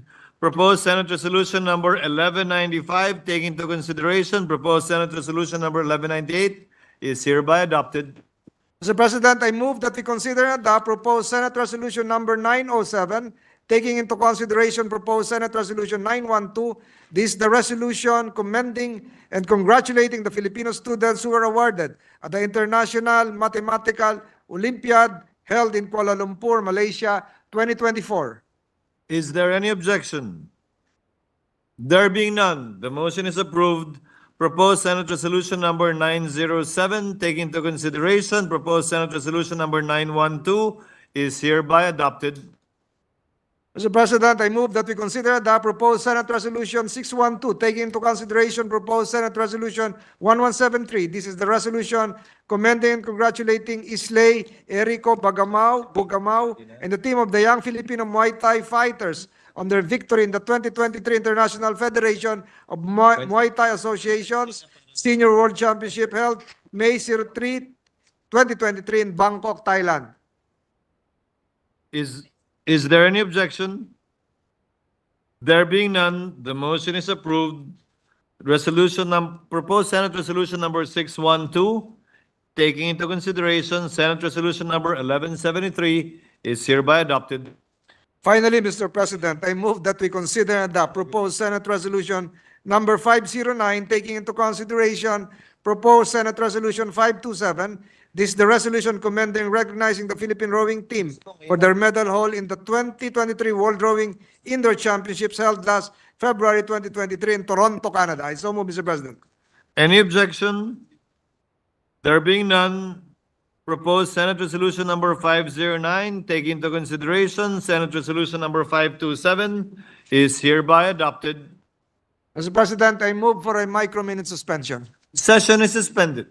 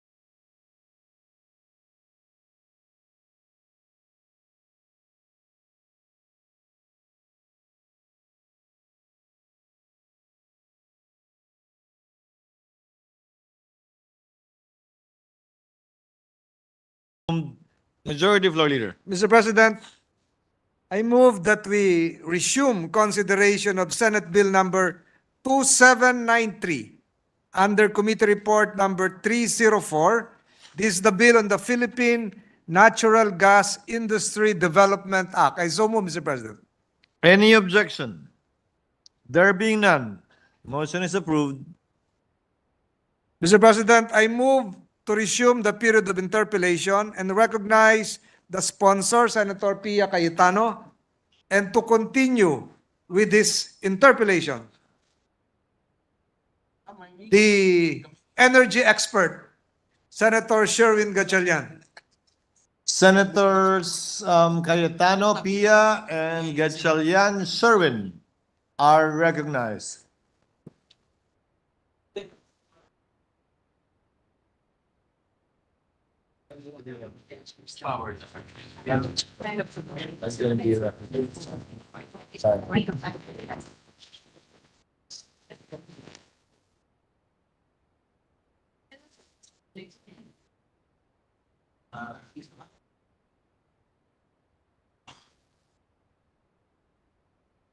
Thank you, Mr. President. Mr. President, and Majority Leader, thank you very much. At the onset, let me thank the good sponsor for allowing this representation to continue some more clarificatory questions. And I thank her for her patience and also for her indulgence. And thank you very much also for sending some documents to us to explain some of the questions this representation had during the last session, Mr. President. But that I'm more than happy to answer His Honor's questions, but this representation thought that the questions would end with my Vice Chairman, but apparently it did not. So I hope we can, we'll do our best to answer His Honor's questions so we can move on to the period of amendment. Thank you, Mr. President. And Mr. President, being Her Honor's Vice Chairman, I'm committed to assist her to sharpen the bill in any way I can, and also to make sure that the bill redounds to consumer benefit, Mr. President. So, Mr. President, I'll go to the topic of aggregation, Mr. President. And this is a unique feature of the bill. And going through the bill, I acknowledge that this aggregation is a unique feature that is introduced in the bill in order to promote natural gas, Mr. President. So I would like to ask the good sponsor, what is the rationale for including aggregation in the bill, Mr. President? Well, Mr. President, aggregation is an important feature of this bill because in our primary objective of promoting energy security and recognizing that natural gas will play a big role in energy security, being our transition fuel, that will help us transition sooner than later to renewable energy. We want to create a situation, or we want to create an environment where we have the economies of scale, we have the power, the ability, I'll call it the economic stature, to bring in natural gas at the lowest possible price. And it's basic economics, it's economics 101, that if you can purchase in bulk, then you have purchasing power. You can negotiate prices better. So the concept of aggregation would be to allow different investors, suppliers of imported LNG to pool and to, I guess, bid for the best possible prices and to be able to bring down the purchase price of LNG when it enters the country. Right now, LNG is currently part of the mix of available source of energy, as indigenous gas is, but we are not able to buy it at very competitive prices. So that is really the concept in a nutshell, Mr. President. Thank you, Mr. President. Mr. President, I saw in the definition, and there are several definitions for aggregation and then one for aggregated gas. And let me just read the definition of aggregated gas. This is under Section 4C. Aggregated gas refers to indigenous natural gas that has been combined with supplemented im- combined with or supplemented by imported LNG pursuant to the required minimum percentage of indigenous gas as provided in Section 4B of this Act. Gas that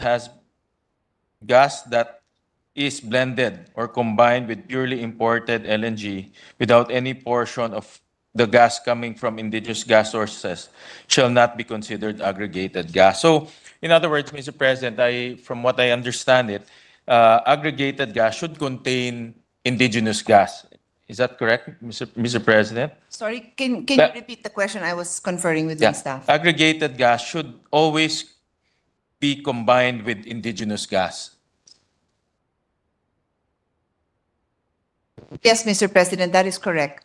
Indigenous natural gas should always be included in the mix. Otherwise, it is not aggregated gas. Okay, Mr. President. And then for now, Mr. President, since there's only one source of indigenous gas,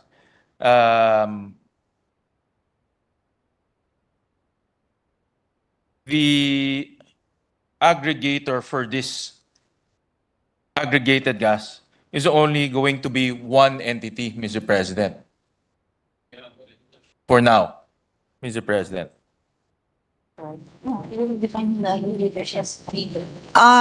No, we have not defined who, I mean, there is no specific mention of who the aggregator is. Under the bill, it is DOE that will take the lead in aggregation. So as it is, we don't know. DOE in some countries, it is government that is the aggregator. And in some other countries, the aggregator is a third party. Correct, Mr. President. I understand that DOE will only lead the aggregation, Mr. President, but eventually it will be the private sector who will aggregate the gas, Mr. President. That's the way I understand it. In Section 15, the DOE shall lead and initiate the aggregation, but eventually, after leading and initiating, it will be the private sector who will aggregate the gas, Mr. President.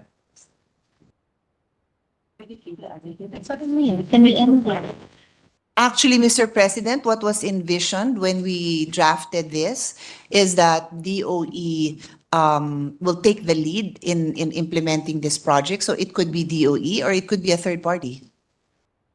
Or a third party? Yes.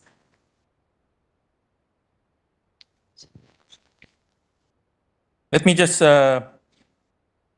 dissect the comments, Mr. President. If it's DOE, does that mean that DOE will raise capital in order to aggregate? No, the objective here is for DOE to lead to take the initial step in promoting aggregation. So it would convene the various sectors in the natural gas industry, and it may get ideas from the industry on how to proceed. It doesn't necessarily mean one thing or the other thing, Mr. President. So, but DOE will not be the counterparty to the contracts. Will they be the counterparty to the contracts? Because from what I understand, if DOE will lead, DOE will now be, for example, I'm just envisioning this, Mr. President, on how to operationalize it. It will now talk to different suppliers. First, it will talk to an indigenous gas supplier. And then after that, it will talk to other suppliers to aggregate it. But the other suppliers will always look for counterparties, Mr. President, because they will have to have a contract, Mr. President. So in that particular case where DOE will be the aggregator, will DOE be the counterparty? Because if it's the counterparty, then it will also have some form of capital, Mr. President. I think his honor answered the question by the way he phrased his question. If DOE is the aggregator, then it is the counterparty. He's the counterparty. It's not the aggregator because it could be the lead convener. It could be what we want is DOE takes the lead. DOE can also decide, you know what, after talking to all of you, none of you should be the aggregator. I will do it myself. DOE can also do that. That is how this Okay. humble representation has viewed this provision to be implemented. We're Okay. happy to get any comments, Yeah. suggestions from His Honor, but that really was the intention. That's the intention for DOE will to be the counterparty for all of this. No, Mr. President. The intention is to DOE to take the lead in taking this step towards aggregation. So Okay, which all means siya yung magpapatawag ng, oh guys, we're gonna do aggregation, let's sit down together, let's sit down in the drawing board, let's talk about this.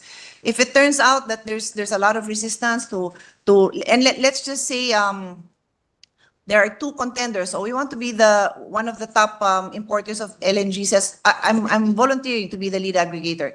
And then the one and only indigenous gas supplier also says, me too, I'm volunteering. So as the lead in this project, DOE will help determine which is the best solution for the country. And if it comes to choosing between one, then as the lead agency, then DOE will have to make that call. If DOE is not happy with any of them, then I suppose DOE can say, like other countries, we'll do it ourselves. Okay. Okay. So it's very general. So DOE has the potential to do it themselves. For example, if the market for example, if DOE figures that they can command a better price through economies of scale, DOE can conduct the aggregation itself. In other words, Yes, Mr. but President. I believe that will be determined once we pass this law and then DOE now says, let's proceed with the discussions on aggregation. Then DOE can come to that conclusion. All right, Mr. President. And then, Mr. President, the other modality is through a third party. If DOE thinks that a third party is more efficient in that case, considering that a third party will be much more attuned to the situation, the market situation, the third party can do it. Definitely, Mr. President, definitely. And then the third, Mr. President, in this case, since there's only one supplier of indigenous gas, there will only be one third party, Mr. President, because there's only one supplier. You mean there will only be one because you need natural gas, indigenous Correct. gas. Indigenous gas in the mix. For now, there will only be one. For now, but this whole bill is precisely about opening up the industry to having more indigenous gas suppliers. So Correct. that is only a temporary solution, the temporary situation, Mr. President. Correct. But since now we only have one supplier, the third party can only be one supplier, Mr. President, at least in the medium term, short to medium term, Mr. President. Short term, because right now the only supplier contributing to our energy security by way of indigenous gas is that one supplier. So for now, it is really that one supplier. Correct, Mr. President. And Mr. President, I will also connect this to Section 21, where we talked about the prioritization. Since there's only one supplier, Mr. President, and there will be prioritization, Mr. President. And from what I understand, the prioritization removes the price discovery process, Mr. President. So in other words, that one supplier can now dictate whatever price this entity will sell because of the prioritization, Mr. President, based on my reading of the bill, Mr. President. Because there's only one supplier, at least in the short term, and there's prioritization to that indigenous gas. So even imported LNG, since it's part of the aggregation, will now lose price discovery, Mr. President.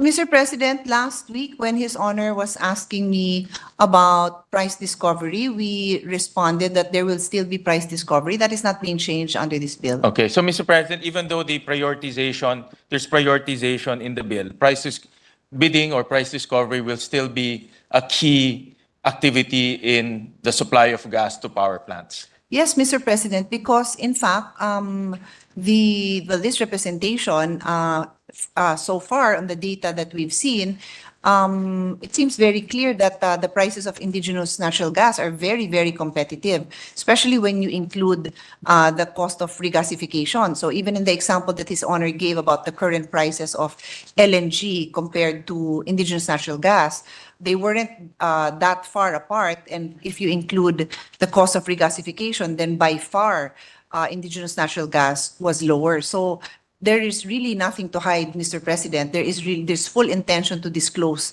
prices to all parties. Thank you, Mr. President. And typically, price discovery, a key feature of price discovery or bidding will be the lowest price, Mr. President, or least cost in the parlance of the electric power industry, and that will still remain, Mr. President, in the price discovery process, Mr. President.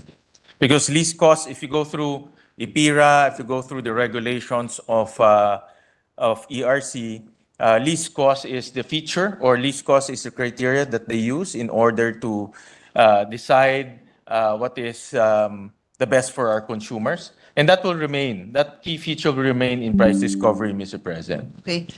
There's no change on that, Mr. President. Thank you, Mr. President. Thank you for the answer, Mr. President.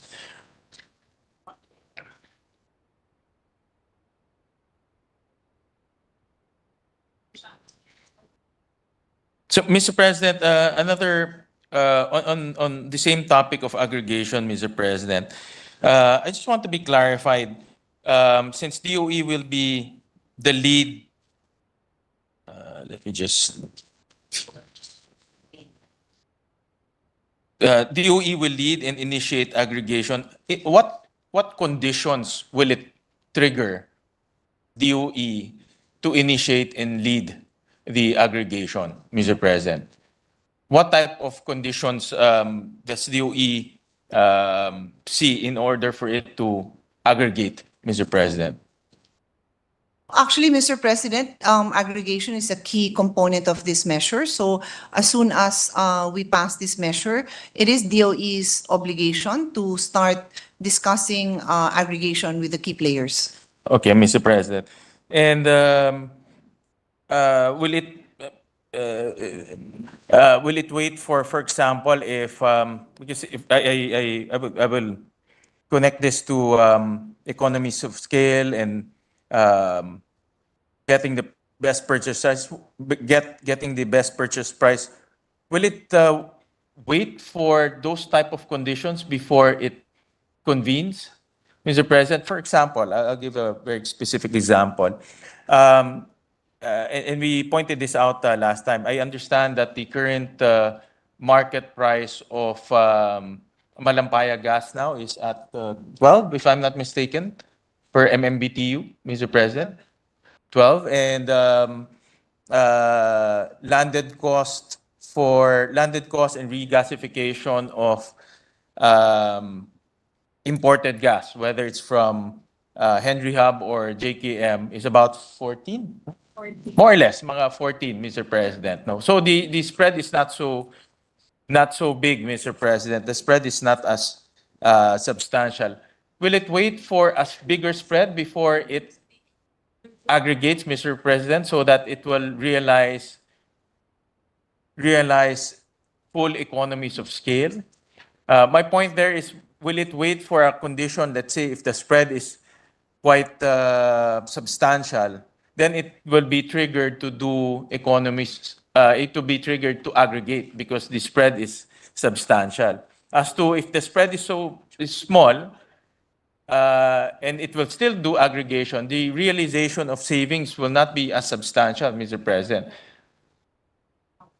So my point there is, what conditions that it has to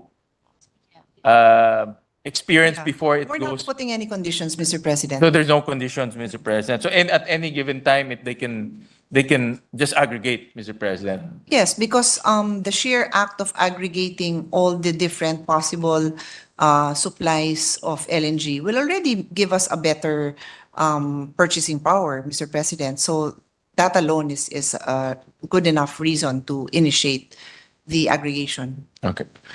Mr. President, since I heard earlier, since there will be price discovery, that's one safety that we can assure the public that even in the aggregation, it will still compete with other LNG, Mr. President, with other natural gas suppliers, Mr. President. Sorry, what was the? So my point, since Her Honor mentioned about there will be price discovery, so we can have a scenario wherein we have aggregated gas competing with LNG, Mr. President, because there will be price discovery from the point of off-takers, from the point of buying gas. So aggregated gas can compete with other LNG, Mr. President, with other suppliers. I think, Mr. President, I'll use a analogy in business. I've been an entrepreneur for more than half of my life. I can import products on my own, but if there's a local, and normally it's cheaper when I do that, but the volumes that will be asked of me is going to be higher. Or I can deal with a local importer here, and if they're such a big importer, then their prices are good, I'll just buy from them. Usually, if I'm willing to buy more, then I'll be able to buy it more on my own directly by importing. But that's precisely the underlying factor there is you're buying more. So this is an open invitation to all parties to join the aggregation so that they can get the lowest possible price. Pero kung gusto nilang magsarili, gusto nilang mag-import mag-isa, wala namang pipigil sa kanila. But it's basic economics. They may not get the best price, and that's their choice. Correct, Mr. President. But they can, aggregated gas can compete with imported LNG, Mr. President. Definitely. But again, I emphasize that Of course, we want. every entity is allowed, will be invited to join the aggregation. Yes, correct, Mr. President. Well, at the end of the day, let's allow the off-taker to decide. And if there will be bidding, there will be price discovery, then I'm sure that the lowest bid, since this is a commodity, the lowest bidder will probably end up getting the contract. But it's very important that even though there's an aggregation feature in the bill, it doesn't mean that this aggregated gas will have priority or will have exclusive supply to off-takers, Mr. President. There will still be price discovery before the contract will be consumed by the off-takers, and a scenario wherein aggregated gas can be competing with imported gas can also happen, Mr. President. Yes, I believe it can happen. Yeah, thank you, Mr. President, for that clarification. Ano ba tayo sa obligation? Okay, I'm done with that now. Hindi, pero yung sa ano, sa aggregation, wala na. Wala na. Thank you, Mr. President. I'll jump to my next topic, Mr. President, which is tax incentives.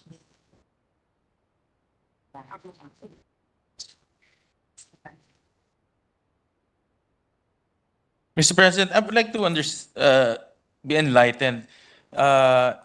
Is the gas being sold by Malampaya? What is the VAT status of the gas being sold by Malampaya? It is VAT exempt, Mr. President. Okay, it's already VAT exempt because I saw in section 36, 2, letter A.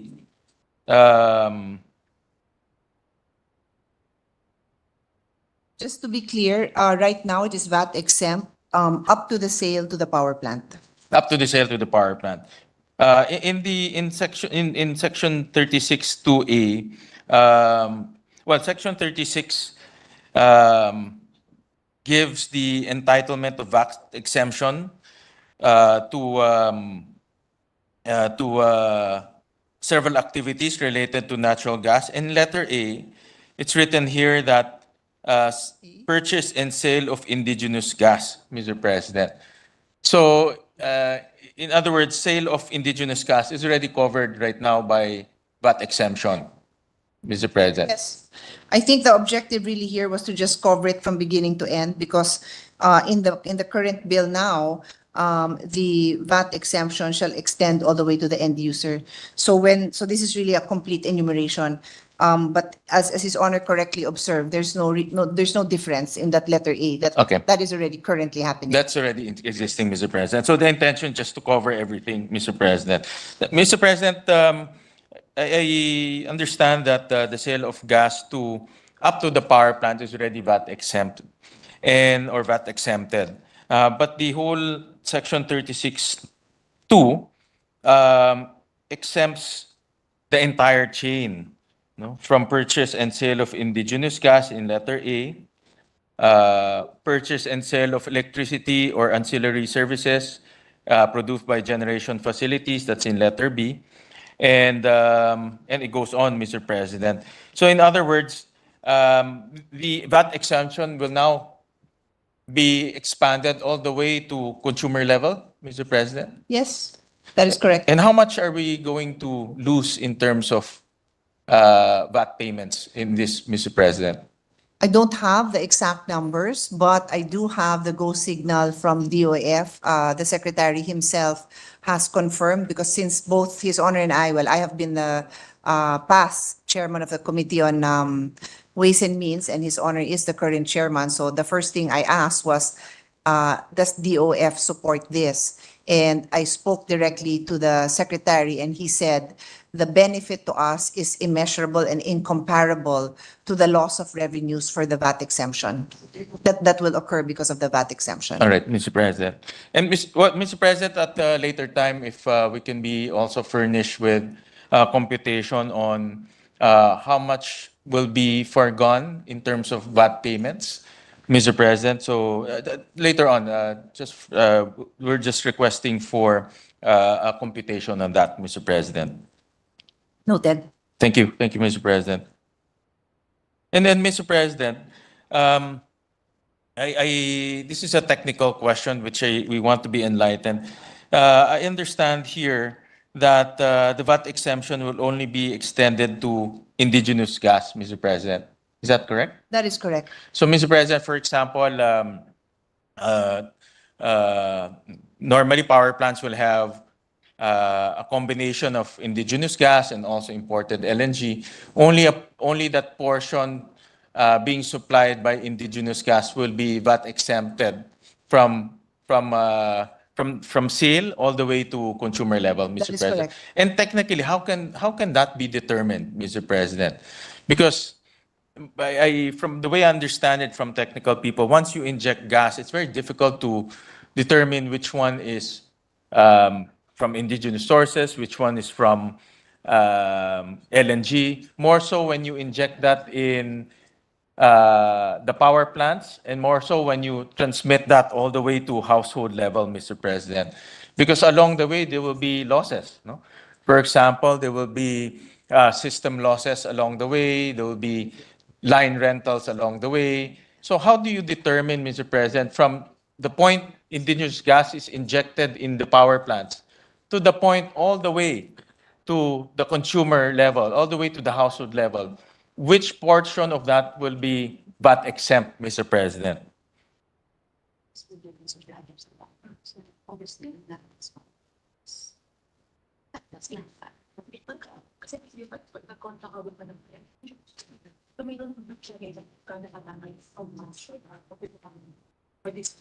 For your entire, you will reach the GENCO. Yes. So the GENCO knows that 10% of the gas is, yeah, okay.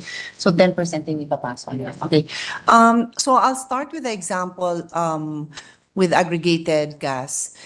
In that case, the DOE would be fixing what that mix is.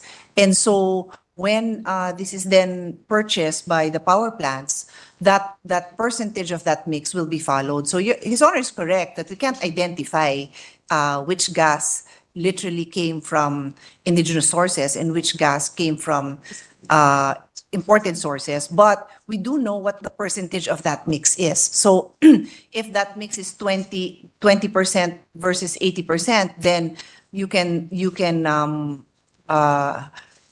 accurately you know for a fact that 20% of that gas would then be subjected to the VAT exemption, even if you cannot pinpoint which one, but you know that percentage. So it's the same, it works the same way with power plants. When they purchase from their different sources, they also know what is the percentage of the mix that they eventually have. So if 10% of their total is indigenous gas, then 10% will be passed on as VAT-free exemptions, Mr. President. Three. So, Mr. President, it's technically possible to determine the amount of indigenous gas being supplied and converted into electricity, power and electricity, all the way to the household, so that the BIR, no, will have a mechanism or a way to validate the indigenous gas that will be exempted. My point, Mr. President, and I am sure Her Honor knows this very well, being the former chairman of the Ways and Means Committee, some of the concepts that we want to introduce might be rational, but in terms of administration and audit, it will be quite difficult because, first of all, technically, it's very going to be complicated, and second, the audit will be quite complicated as well. And that is what we experienced when we introduced excise tax on fuel, Mr. President, because fuel is one of the most literally very fluid, one of the most one commodity that is easily smuggled. The leakage is quite substantial, and introducing excise tax on fuel might be logical, but tracking it down and making sure that the amount being paid is accurately declared is something else, Mr. President. And that's why I think Her Honor is the one who introduced the fuel marking in the supply of fuel. It's additional cost for government, additional cost for consumers, but it definitely reduces the leakage in terms of smuggling and in terms of misdeclaration and underdeclaration. So the point here being, Mr. President, is the administration of the VAT exemption. Can the BIR track down and audit the amount of exemption that these companies will claim? No? Because obviously they will claim VAT exemption. And is there a way for the BIR to determine the amount that should be VAT exempted, Mr. President? Actually, Mr. President, with His Honor's, the concerns raised by His Honor, we would be very open, and we can also directly take the lead in crafting language to ensure that DOF with BIR will come up with the proper language to implement this provision as envisioned. Just like we have mentioned on the technical side that DOE will come up with the rules and regulations, we can do the same for DOF, because the fact that DOF is on board with this, and we take note that it is a loss of revenue for them, then we will ask them to give us, if they have more language to provide beyond what this representation is willing to do, which would basically be a provision that DOF and or BIR with the under the supervision of DOF will come up with the proper rules and regulations for the proper implementation. I think that's the best that we can do, because as His Honor said, it is technical, but it is a loss of revenue for them, so it's on them to make sure that they can implement it properly, so we can put in that basic language. Thank you, Mr. President. And at the proper time, Mr. President, will also, with the permission of the good sponsor, will also introduce some language to that effect, Mr. President. And then, Mr. President, and I know this is also on incentives, and I know Her Honor knows this very well, and this is on the topic of SIPP, Mr. President. And I'm very, very sure that Her Honor knows the criteria and the mechanisms for SIPP, Mr. President. And I notice here that there's an automatic inclusion of PGNI facilities as Tier 3, Mr. President. And we introduced the different tiers in CREATE, as Her Honor knows, being the sponsor and the author of that law. And this is to come up with different criteria and different value creation for the country, Mr. President. And in Tier 3, in the NIRC, the activities that are included here includes research and development. What is this? What is this? Research and development resulting in demonstrable. Mabasa. Where is it? Ito na lang. Tier 3 activities shall include research and development resulting in demonstrably significant value added, higher productivity, improved efficiency, breakthroughs in science and health, and high-paying jobs. Number 2, generation of knowledge, new knowledge and intellectual property registered and/or licensed in the Philippines. Number 3, commercialization of patents, industrial designs, copyrights and utility models owned or co-owned by a registered business enterprise. And then number 4, highly technical manufacturing, or number 5, are critical to structural transformation of the economy and require substantial catch-up efforts, Mr. President. So from my understanding of the Tier 3 and looking at the activities and projects included in Tier 3, these are mostly high-tech jobs, high-tech jobs, IT-oriented jobs that create value for the country, Mr. President. These are more, as Your Honor knows, more technology-driven jobs, technology-driven activities and projects, Mr. President. So the point I'm trying to make, Mr. President, is seems like nat gas doesn't fall under the Tier 3 category, Mr. President. And then number 2, Mr. President, we all know the concept of create more, introduce the time-bound concept, Mr. President, wherein there's a limited, for projects that are qualified, there's a limited time for them to enjoy incentives. And after that limited time, they'll become normal corporations because they've already enjoyed incentives that are given to them during that project lifespan, Mr. President. So my question, Mr. President, is does it fall under Tier 3? And then number 2, Mr. President, my reading of the bill is this introduction to Tier 3 creates that perpetual incentives, Mr. President, that we are trying to remove from CREATE, Mr. President. Yeah. Okay, Mr. President, I have a simple answer to His Honor's lengthy but very important question. In the enumeration in the CREATE law on Tier 3, the 5th item that His Honor mentioned, 5 or V, it says critical to structural transformation of the economy and required substantial catch-up efforts. It is this representation's view that it is very easy for these projects to fall under that. Clearly, having energy security is a must in any economy. And clearly, we have established every single day that we have stood up here and answered questions for interpellation that we are definitely playing catch up.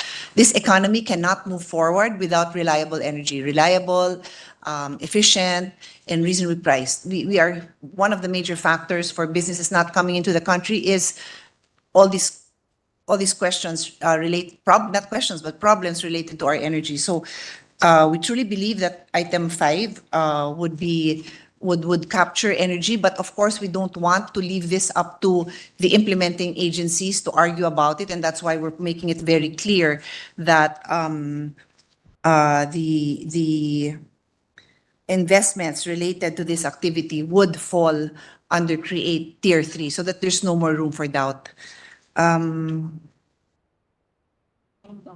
And then on the question on time bound, no, there was no intention to make it perpetual. It is still intended to follow the time limits provided by CREATE. All right, thank you. Thank you for the clarification, Mr. President, regarding tax incentives.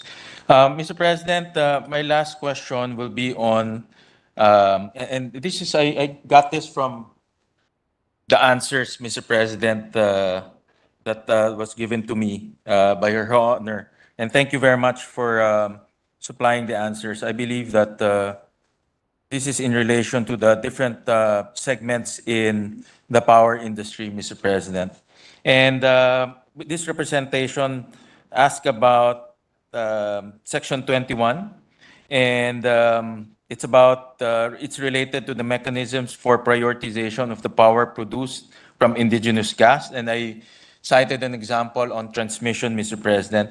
And in the paper that was supplied to us or given to us under transmission letter A, mandate NGCP to procure minimum percentage of auxiliary service, Mr. President, produced from power plants using indigenous natural gas, Mr. President. So the same concept about prioritization, will NGCP now be compelled to purchase ancillary services from indigenous gas, Mr. President?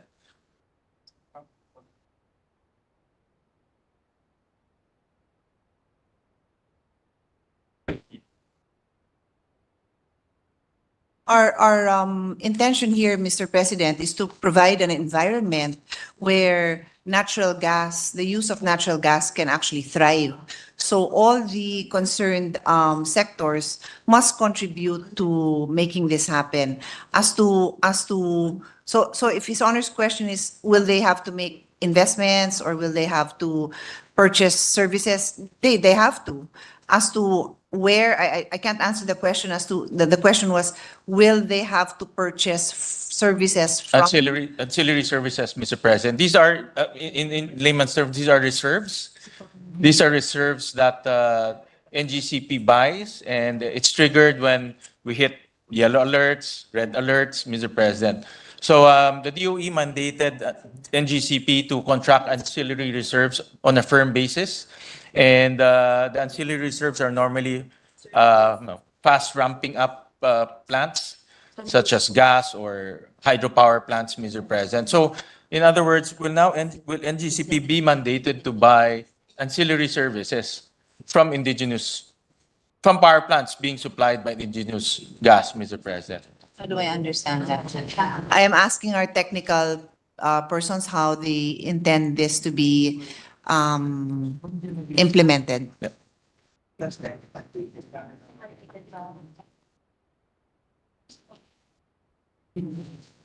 Ganun pa ba? Masyadong ano? Example na. Masyadong. Wala nga sa notes ko. Hindi pa masyadong time. So, gusto ko nga. Medyo ano.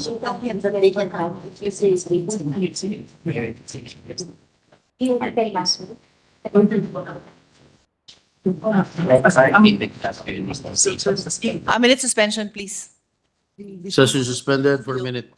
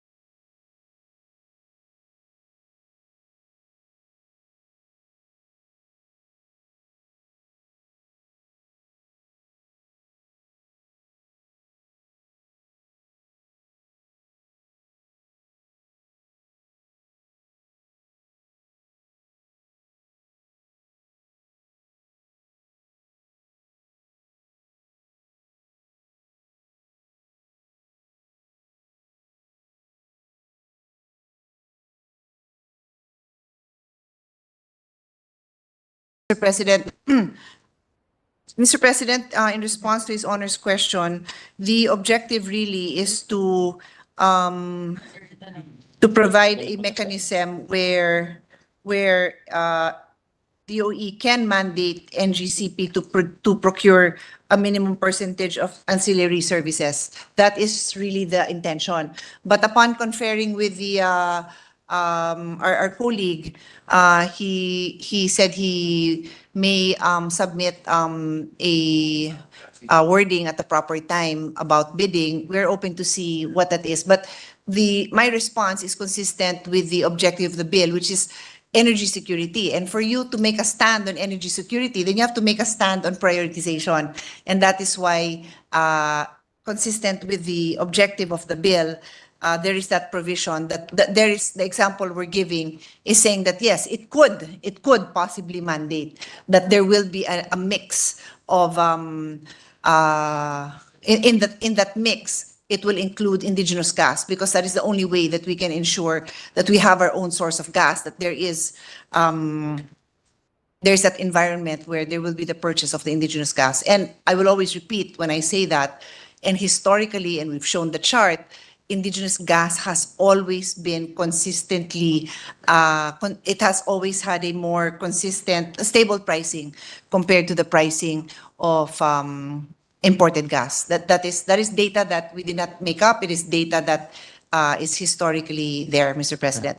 But like we said, we are open to His Honor's submission of amendments at the proper time. Thank you, Mr. President, for allowing this representation to submit some amendments to make sure that at the ancillary service level, there's also bidding or price discovery. Right now, Mr. President, the mechanism, and this is actually a very current issue.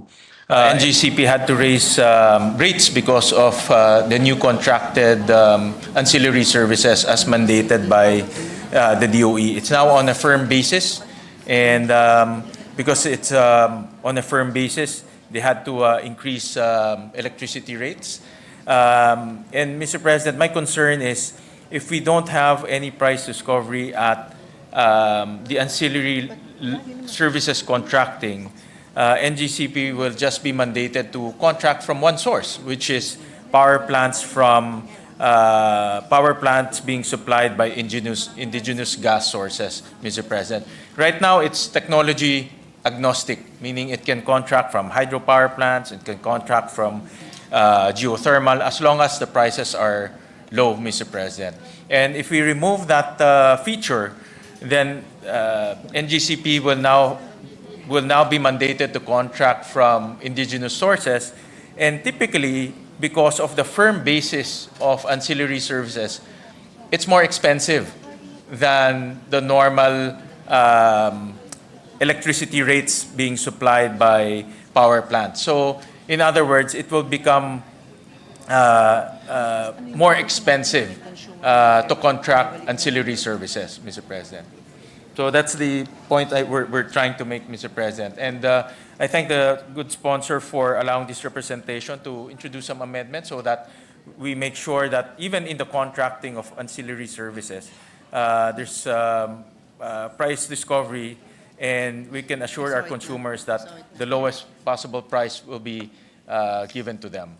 Yes, and we just want to reiterate that under Section 21, when DOE establishes mechanisms for the optimal and full utilization of indigenous natural gas, it takes into consideration the state's policy on energy security, which I keep repeating, but also consumer welfare. So in the unlikely event that indigenous gas is significantly more expensive, and I emphasize unlikely event because the cost of regasification, when you include it, will really makes indigenous gas very competitive.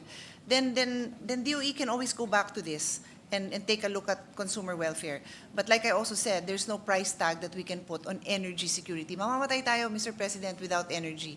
And with our population still growing, with our desire to be competitive, our demand for energy will be very high, as His Honor knows. Yes, thank you, Mr. President. And Mr. President, for the record, I support indigenous sources, hydropower plants, geothermal, renewable energy, whether it's intermittent or the legacy technologies, indigenous oil and gas for sure, Mr. President, because that's definitely, it's at our backyard, literally. And if we can harness those resources, Mr. President, and power our economy, then that will be the best case, Mr. President. But, Mr. President, I mentioned this during the last interpellation with Senator Cayetano, with Senator Alan Cayetano, that one thing I learned and one thing that I've seen in the energy sector, that the concept of energy security has also changed because of geopolitical events, Mr. President. So now energy security, the concept of energy security should espouse flexibility, should espouse diversification, as well as responsiveness, Mr. President. And a case in point of that is the invasion of Ukraine, Mr. President. That's why a lot of the European countries in a short time span built LNG terminals so that they have options, whether they want pipe gas or they want LNG through the sea, they have that option. And that's also one of the things that I think inadvertently, to be honest, happened in the Philippines because we didn't explore oil and gas in the past. That because of that impending depletion of Malampaya, gas-fired power plants had no choice but to build terminals, Mr. President. And those terminals actually became an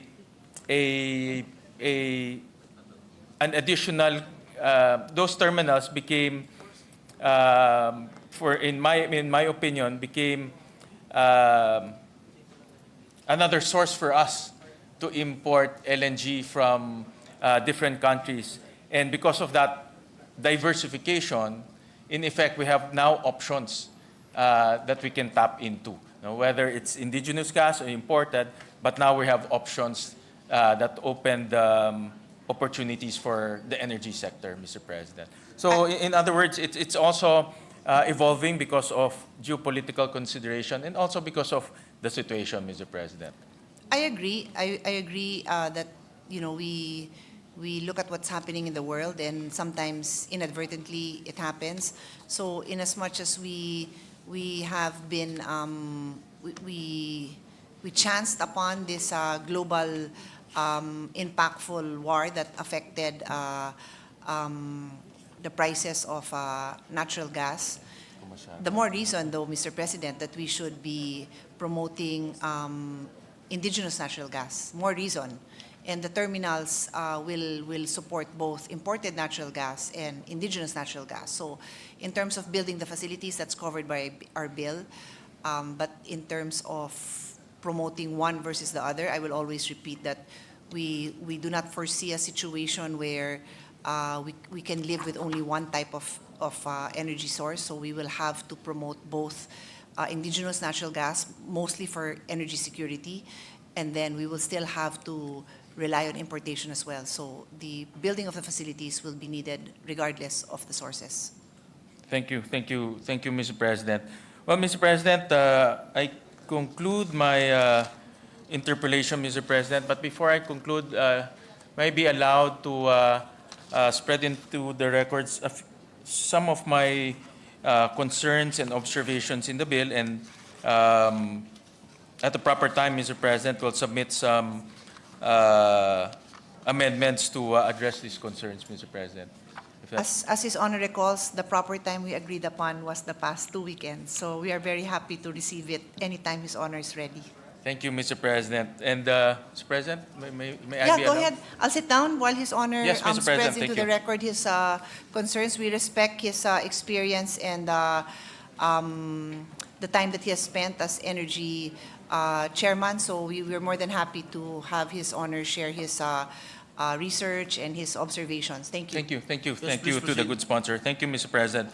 Mr. President, dear colleagues, I rise today before this August chamber to deliver my manifestation of serious concerns on the proposed measure, Senate Bill number 2793 under Committee Report 304.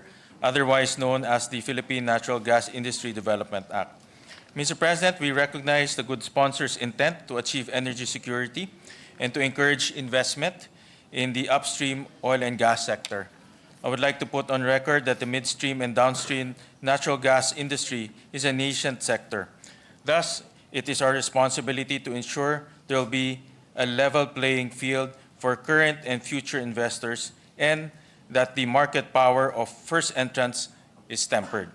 However, this representation has strong concerns about specific provisions in the bill, given its negative impact on competition and ultimately consumers who will ultimately bear the burden of more expensive fuel and electricity.